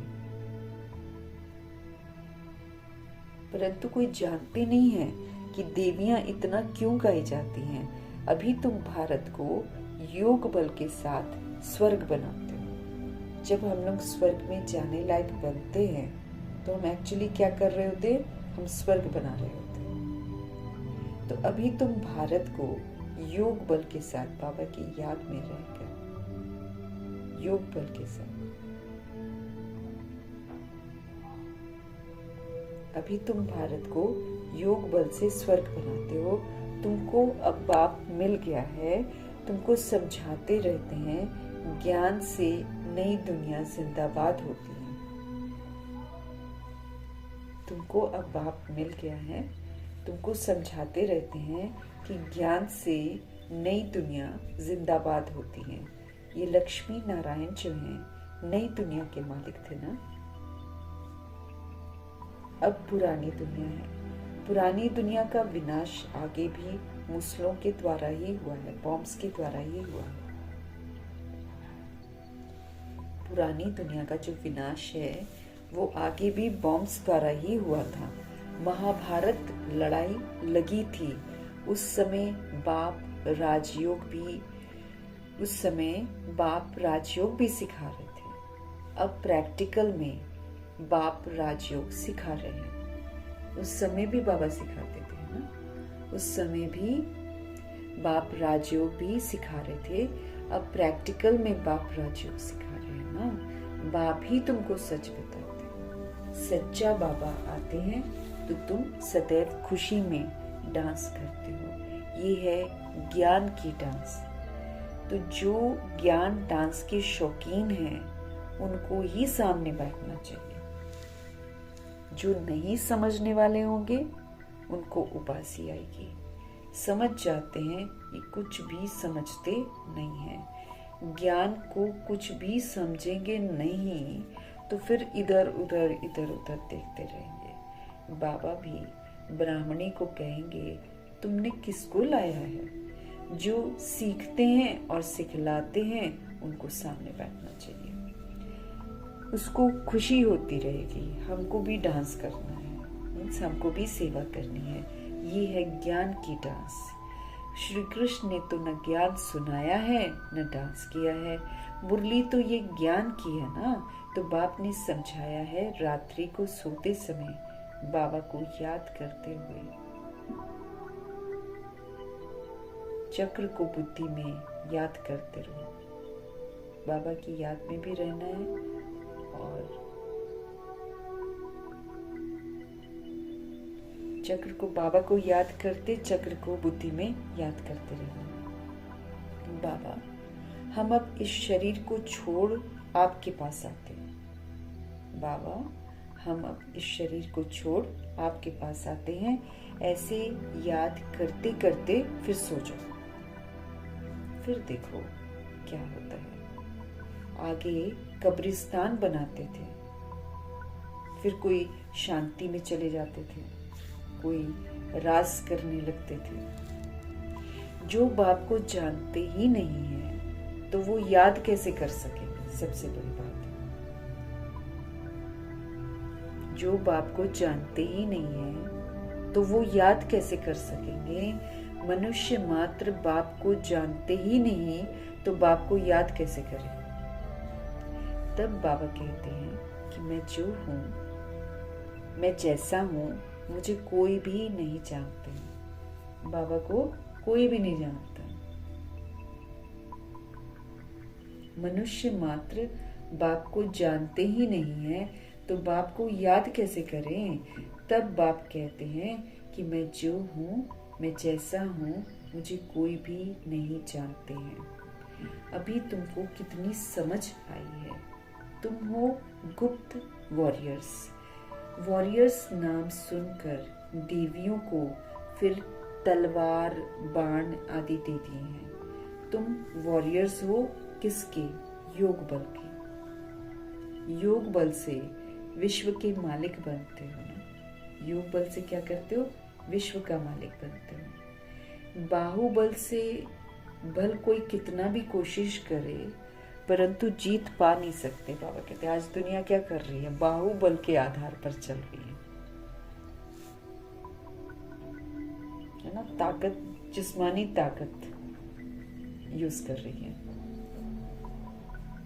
लेकिन बाबा कहते हैं जितना भी चाह ले जीत तो पा ही नहीं सकते। भारत का योग, प्राचीन योग जो है ये मशहूर है। विश्व का मालिक अगर बनना है तो भगवान के साथ योग लगाकर जो ताकत मिलती है, उस ताकत से जो हम परिवर्तन करते हैं, सारे गुणों से संपन्न बनते हैं, बेदाग बनते हैं, संपूर्ण निर्विकारी बनते हैं, ये तो हम योग के बल से बनते हैं। जो बनता है वो फिर विश्व का मालिक बनता है। बाकी ये लोग क्या कर लेंगे बेचारे, ये तो कुर्सियों को पकड़कर खींच रहे हैं, उसके लिए चोरी डकैती सब खुलेआम कर रहे हैं। पत्थर बुद्धि हो जाती है ना आत्मा, उसको समझ में नहीं आता कि राइट क्या है रॉन्ग क्या है। उसको बस ये मालूम होता है कि मुझे ये चीज चाहिए, उसके लिए चोरी करो, डकैती करो, जो मर्जी करो। तो ये जंगल राज हो जाता है ना कलयुग। तो यहाँ बाहुबल से भल कोई कितनी भी कोशिश करे परंतु जीत, ओहो, वो तो पा ही नहीं सकते हैं जीत। भारत का योग मशहूर है, ये बाप ही आकर सिखलाते हैं।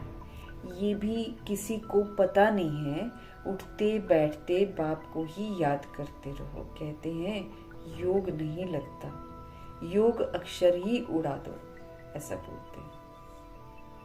बच्चे तो बाप को याद करते हैं ना। शिव बाबा कहते हैं माम एकम याद करो। अब और तुम किसी को भी याद नहीं करो, अब तुम सिर्फ मुझे याद करो, क्योंकि बुद्धि तभी हमारी काम करेगी। और फिर बाबा तो सर्वशक्तिमान है ना। अब हम उनको याद करेंगे तभी तो मेरे को ताकत मिलेगी। ताकत मिलेगी तो मेरे विक्रम विनाश होंगे, ताकत मिलेगी तो मैं आत्मा चार्ज होंगी, ताकत मिलेगी तो मेरे को ज्ञान समझ में आएगा, ताकत मिलेगी तो फिर मैं जो इतने सुंदर सुंदर भगवान जी गुण बता रहे हैं वो हम धारण कर पाएंगे।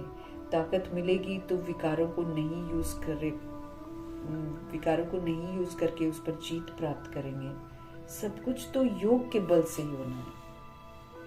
भगवान जी पवित्रता के सागर हैं, सुख के सागर हैं, शांति के सागर हैं, प्रेम के सागर हैं, आनंद के सागर हैं, शक्तियों के सागर हैं।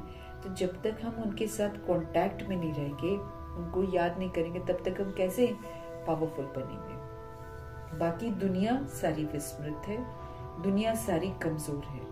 अगर हम उनमें से किसी को भी याद करेंगे तो हम उनकी कमजोरियों के शिकार हो जाएंगे, कमजोर बन जाएंगे।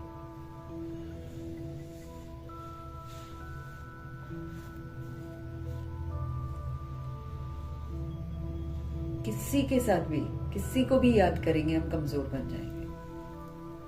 एक भगवान को याद करेंगे तो हम शक्तिशाली बन जाएंगे। इसीलिए एक को ही याद करना है, भगवान जी कहते, बाकी सारे पतित हैं, कमजोर हैं, पतित हैं। बाबा क्या समझते रहे? शिव बाबा कहते हैं माम एकम याद करो। अब सिर्फ तुम मुझे याद करो, मैं ही सर्वशक्तिमान हूं। मुझे याद करने से तुम सतो प्रधान बन जाएंगे। जब सतो प्रधान बन जाएंगे तब फिर आत्माओं की बारात निकलेगी। बाबा के बच्चे जब सतो प्रधान बनेंगे तो आगे आगे जाएंगे ना, फिर पीछे पीछे सारी दुनिया जाएगी। वो बाबा के साथ जाएंगे, फिर पीछे पीछे सारी सोल्स, बारात जो है वो जाएगी। जैसे मक्खियों की बारात होती है ना, मक्खियों का झुंड देख लो, है ना, मच्छरों का झुंड देख लो।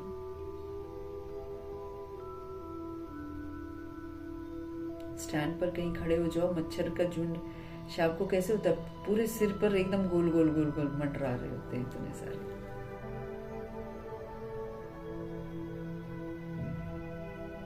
बाबा कहते हैं जैसे मक्खियों की बारात होती है ना, तो ये है शिव बाबा की बारात। तो इसमें सोल कैसी है, छोटी छोटी बिंदी बिंदी, तो ये भी मच्छर मिसल, मक्खियों मिसल लगती है, मच्छर मिसल जाएगी उड़ते हुए पीछे पीछे पीछे पीछे।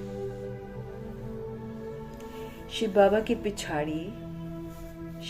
पिछाड़ी सभी आत्माएं मच्छरों सदृश भागेंगी। यहाँ थोड़ी रह पाएंगी, भागेंगी, जाग जाएंगी, वो जाग जाएंगी, सजा खाकर भागेंगी, पीछे मुड़कर नहीं देखेंगी वो। हाँ, इतना खौफनाक कलयुग होगा।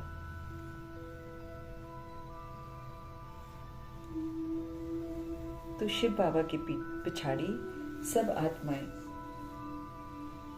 मच्छरों सदृश भागेंगी, बाकी शरीर सारे खत्म हो जाएंगे, सारे करोड़ों 800 करोड़ शरीर ऐसे ही पड़े रहेंगे। फिर सोल देखेंगे, ये तो विनाशी है, और हम इसी के चक्कर में कमाते दमाते ही रह गए। अच्छा, मीठी मीठी सिकिलदे बच्चों प्रति माता पिता बाप दादा का याद प्यार और गुड मॉर्निंग। रूहानी बाप की रूहानी बच्चों को नमस्ते। हम रूहानी बच्चों की भी रूहानी बाप को दिल व जान से, सिख से, प्रेम से, अदब से, पूरे रिस्पेक्ट से, पूरे रिगार्ड से, प्यार भरी मोहब्बत भरी नमस्ते और तहे दिल से मीठे मीठे परमपिता परमात्मा जी का धन्यवाद। धन्यवाद करते हुए धारणा के लिए मुख्य सार। रात को सोने से पहले बाबा से मीठी मीठी बातें करनी है।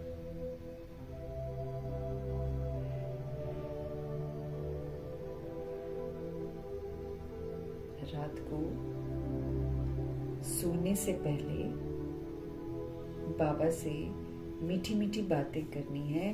बाबा, हम इस शरीर को छोड़ आपके पास आते हैं, ऐसे याद करके बाबा को सोना है। याद ही मुख्य है, मेन याद ही है। इसी से हम पारस बुद्धि बनेंगे, इसी से हम सारे बंधनों से मुक्त बनेंगे, इसी से हम न्यारे प्यारे बनेंगे, याद से। अदरवाइज मुमकिन ही नहीं है कुछ भी।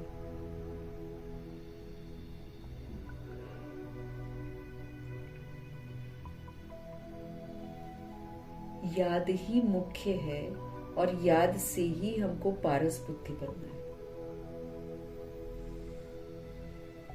तो रात को सोने से पहले बाबा से मीठी मीठी बातें करनी है।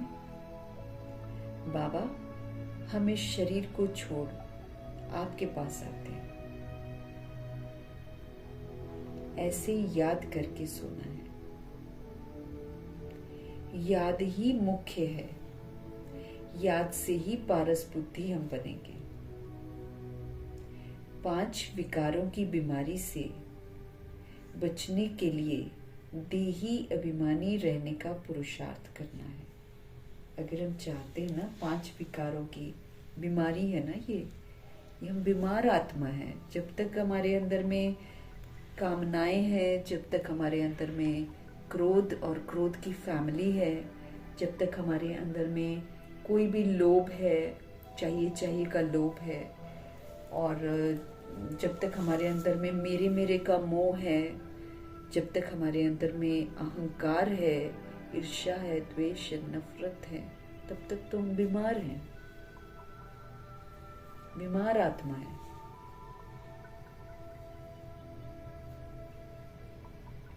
पर दर्शन, पर चिंतन, पर दोष बीमारी है। अपने को देखना बंद करके हमने दूसरों को देखना शुरू कर दिया, दूसरों का चिंतन करना शुरू कर दिया। हमें क्या करना चाहिए इधर ध्यान नहीं जाता है, उसको क्या करना चाहिए, उसको क्या करना चाहिए, पर चिंतन में चले जाते हैं। तो क्या है ये सब? बाबा कहते हैं सारी बीमारियां।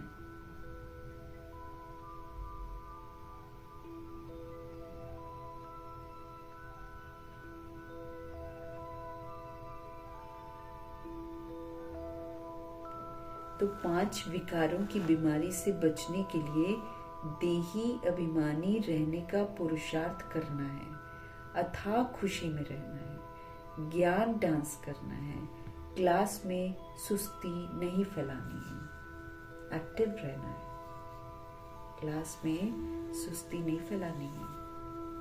वरदान, क्योंकि ये उबासियां जो होती हैं ये कंटेजियस होता है, कंटेजियस होता है। आप देखो किसी एक को उबासी आती है, उसके सामने आप बैठे होते हो, आपको भी आ जाएगी। ये कंटेजियस है, छुआछूत जैसे ये लग जाती है दूसरे को भी। तो फिर अगर हम बाबा की क्लास में बैठते हैं, सुस्ती करते हैं, तो फिर उसका वाइब्रेशंस फैलता है। हमारा बुद्धि इधर उधर भटक रहा है तो भी फैलता है।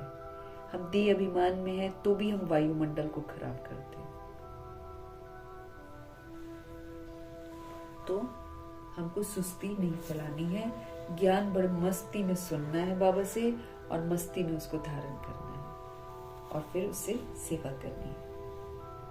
वरदान है सतगुरु जी का, सेवा के द्वारा अनेक आत्माओं की आशीर्वाद प्राप्त कर सदा आगे बढ़ने वाले महादानी भव। महादान करना है व्यवहार से, खाली बोल कर नहीं, व्यवहार से। सेवा द्वारा अनेक आत्माओं की आशीर्वाद ब्लेसिंग्स प्राप्त करके सदा आगे बढ़ने वाले महादानी भव।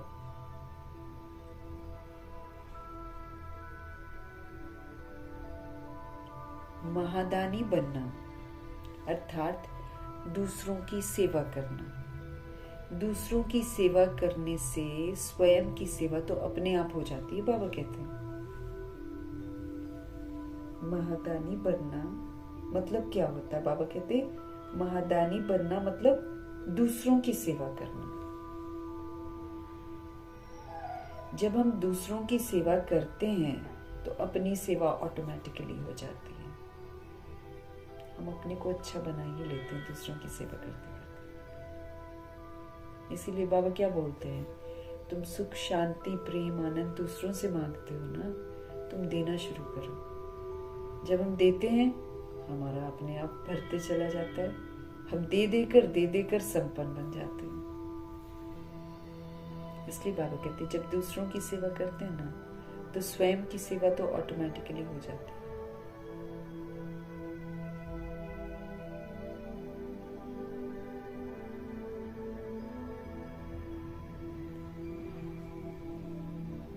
महादानी बनना अर्थात स्पष्ट कर रहे हैं मीनिंग क्या क्या होता है। महादानी बनना अर्थात स्वयं को मालामाल करना। हम खुद को मालामाल करते हैं।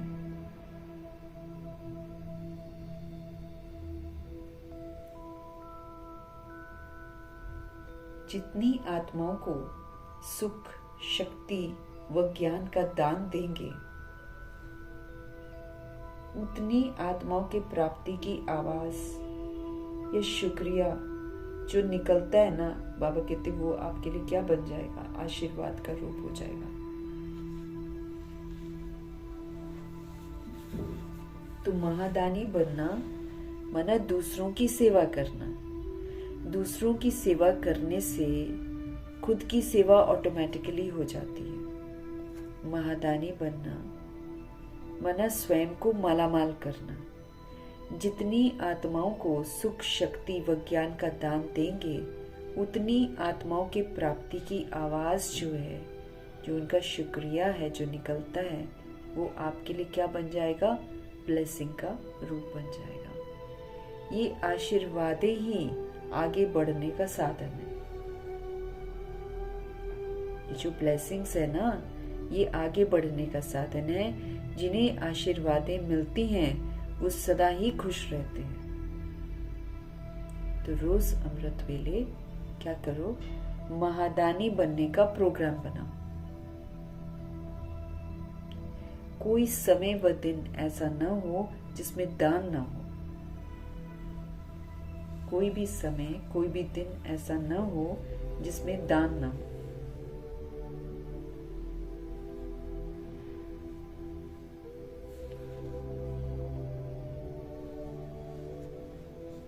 सेवा के द्वारा अनेक आत्माओं की ब्लेसिंग्स प्राप्त कर सदा आगे बढ़ने वाले महादानी भव। महादानी बनना माना दूसरों की सेवा करना। दूसरों की सेवा करने से अपनी सेवा ऑटोमेटिकली हो जाती है। महादानी बनना माना खुद को मालामाल करना। जितनी आत्माओं को आप सुख देंगे, शक्ति देंगे, ज्ञान का दान देंगे, उतना आत्माओं की प्राप्ति की जो आवाज है, मतलब जिसको भी आप देंगे उसको प्राप्ति जरूर होगी। और उसको प्राप्ति जब होगी तो शुक्रिया निकलेगा।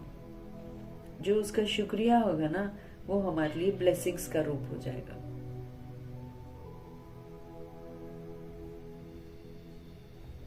ये जो ब्लेसिंग्स हैं, यही तो आगे बढ़ने का साधन है। जब हमको सबसे ब्लेसिंग्स मिलती हैं तो हम आगे बढ़ते हैं। जिन्हें आशीर्वादें मिलती हैं वो हमेशा फिर खुश रहते हैं। ब्लेसिंग्स मिलती हैं और बाबा कहते हैं जब ब्लेसिंग्स मिलती हैं तो फिर वो सोल खुश रहती है।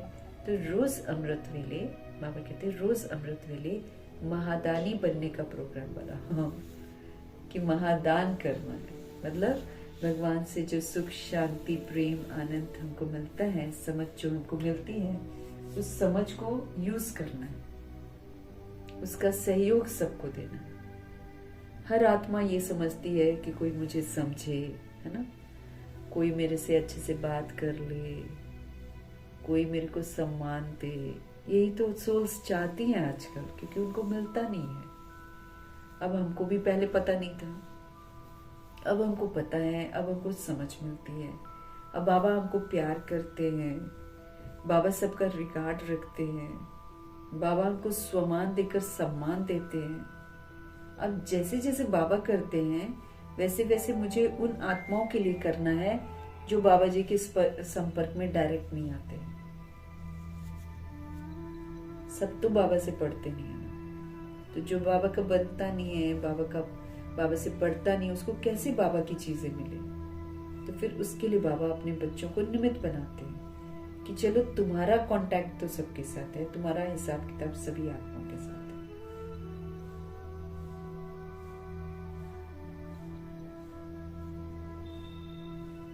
हिसाब किताब बनते हैं ना हमारे।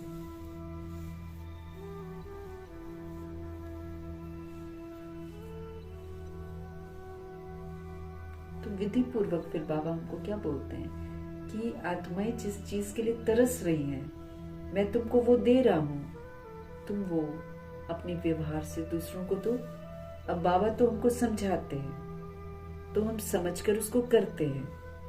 अब जो सोल्स बाकी की हैं, द्वापर युग, कलयुग की जो सोल्स हैं, वो समझेंगी नहीं, वो बोलने से समझेंगी नहीं, वो हमारे स्व परिवर्तन से समझेंगे। हमारे व्यवहार में सत्यता आ जाएगी, हमारे व्यवहार में दिव्यता आ जाएगी, तो उनको समझ में आएगा। हम पढ़कर समझते हैं, वो हमारे आचरण से समझेंगे। क्यों? क्योंकि वो हमारे आचरण से ही बिगड़े हैं, इसलिए वो हमारे परिवर्तन से ही सुधरेंगे।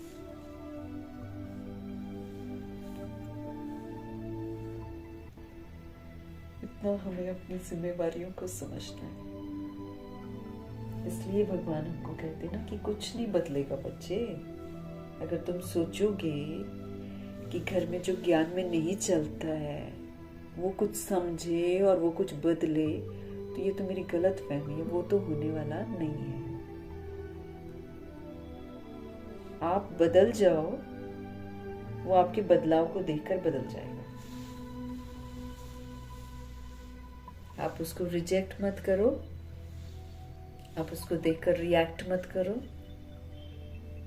है ना। आप क्षमाशील बनो, आप रहमदिल बनो, आप शुभ भावना शुभकामनाधारी बनो, उसके साथ अच्छे से बिहेव करो, बस वो चेंज हो जाएगा, बोलने से नहीं होगा।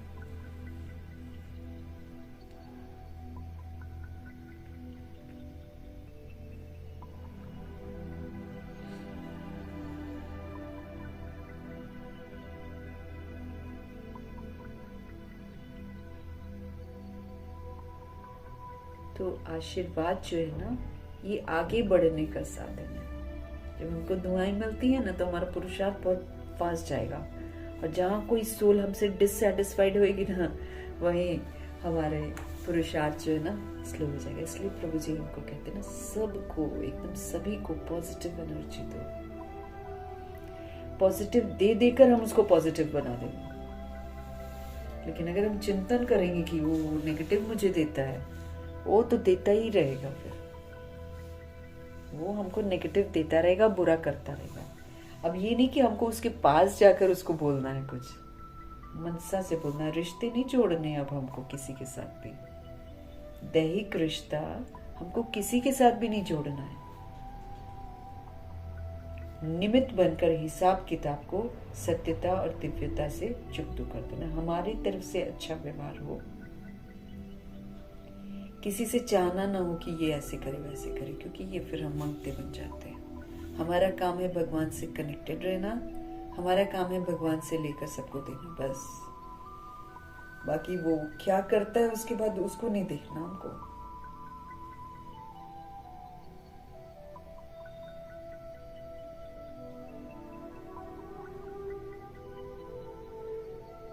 तो महादान जब हम करते हैं तो दूसरों को करते हैं ना, दूसरों की सेवा करते हैं।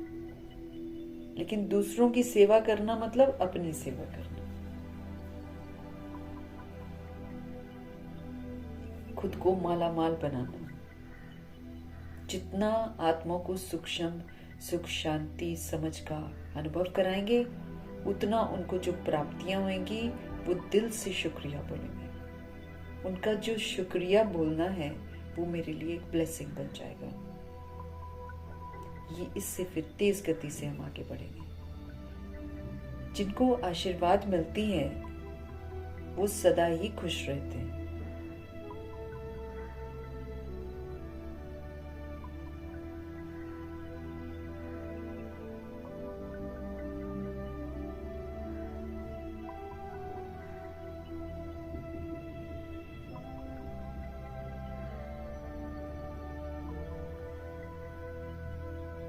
ब्लेसिंग्स जो होती हैं, यही ब्लेसिंग्स जो हैं, इससे हम बड़ी तेज गति से आगे बढ़ जाते हैं, और यही ब्लेसिंग्स रहती हैं तो हम फिर सदा खुश रहते हैं। तो रोज अमृत वेले महादानी बनने का प्रोग्राम बनाओ। बाबा कहते हैं कि सारा दिन मुझे ये करना है, सारा दिन मुझे सिर्फ देना है, देना है, देना है। क्या देना है? जो भगवान से मिला है, निमित्त बनकर देना है। इसलिए कभी अभिमान नहीं आया कि हमने कुछ दिया है। अभिमान वाला फिर देगा और फिर एक्सपेक्ट करेगा वो भी ऐसे करे। कोई समय व दिन ऐसा न हो जिसमें हमारे से दान न हो। हर दिन दान करना। स्लोगन: अभी का प्रत्यक्ष फल आत्मा को उड़ती कला का बल देता है। अभी जैसे हम कहना मानते हैं, हमको तुरंत फल मिलता है। खुशी, शांति, शक्ति तुरंत मिलता है। अभी अभी करो, अभी अभी फल पाओ। तो अभी का जो प्रत्यक्ष फल, तुरंत जो फल होता है,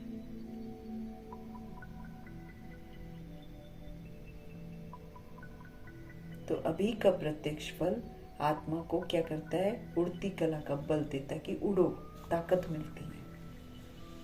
खुशी से, शांति से, शक्ति से फिर हमको ताकत मिलती है। तो फिर उड़ती कला का बल मिलता है। धीरे धीरे फिर हम उड़ने के लिए तैयार हो जाते हैं। अव्यक्त इशारे, अशरीरी हमको बनना है, हमको विदेही स्थिति बनानी है। इसलिए इसके लिए बाबा कहते प्रैक्टिस करो, बिना प्रैक्टिस के नहीं बनती है ये।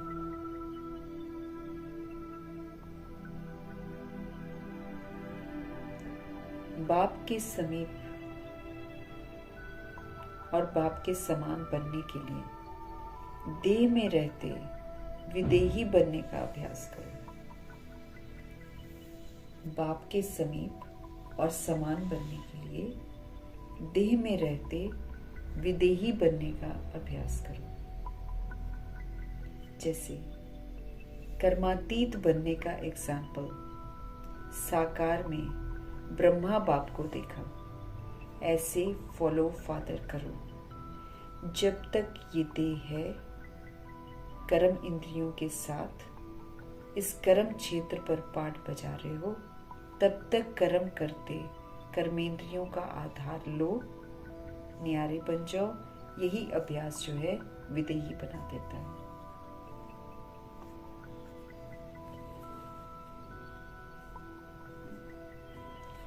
बाप के समीप और समान बनने के लिए क्या करना पड़ेगा?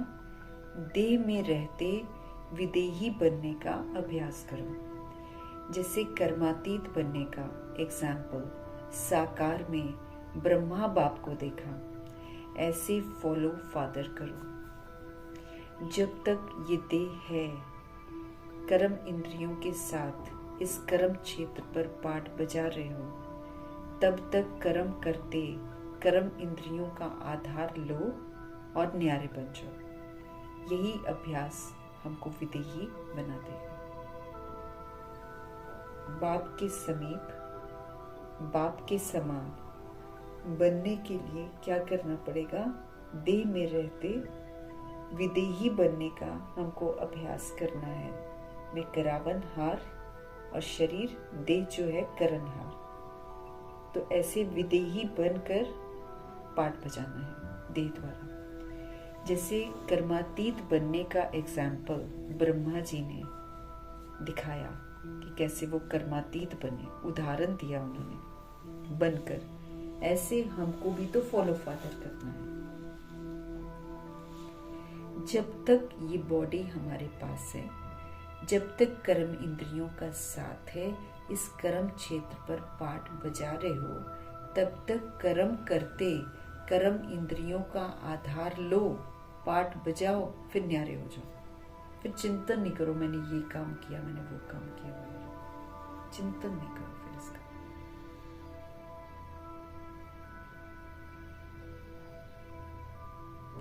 यही अभ्यास फिर क्या करेगा? हमको विदेही बना देगा।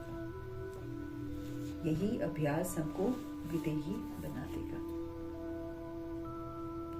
तो बाप के समीप बनना है, बाप के समान बनना है, बाप के समीप हमको आना है और बाप के समान बनना है। तो भगवान कहते हैं जब तक आप बॉडी में हो, आप विदेही करावनहार बनकर करणहार देह से कार्य कराओ। जैसे कर्मातीत बनने का एग्जाम्पल जो है, साकार में ब्रह्मा बाप को देखा, ऐसे फॉलो फादर करो। जब तक ये बॉडी हमारे पास है, जब तक कर्म इंद्रियों के साथ, कर्म इंद्रियों का साथ है, इस कर्म क्षेत्र पर पाठ बजा रहे हैं, तब तक कर्म करते कर्म इंद्रियों का आधार लेना है और फिर हमको न्यारा बन जाना है। यही अभ्यास जो है फिर क्या करेगा? हमको विदेही बना देगा। यही अभ्यास जो है हमको विदेही बना देगा। मीठे परमात्मा जी का धन्यवाद, ब्रह्मा माँ का धन्यवाद, जगदम्बा माँ का धन्यवाद,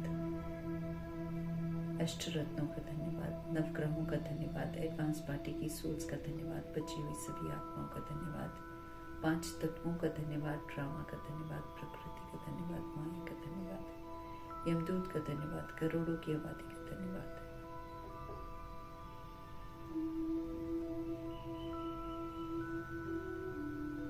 साधनों का धन्यवाद, साधन बनाने वालों का धन्यवाद, साथ में रहने वाली सोल्स का धन्यवाद, सहयोगी आत्मा का धन्यवाद।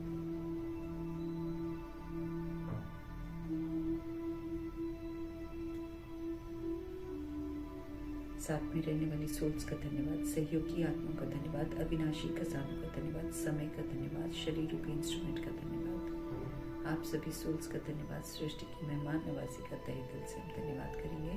धन्यवाद करते हुए ओम शांति।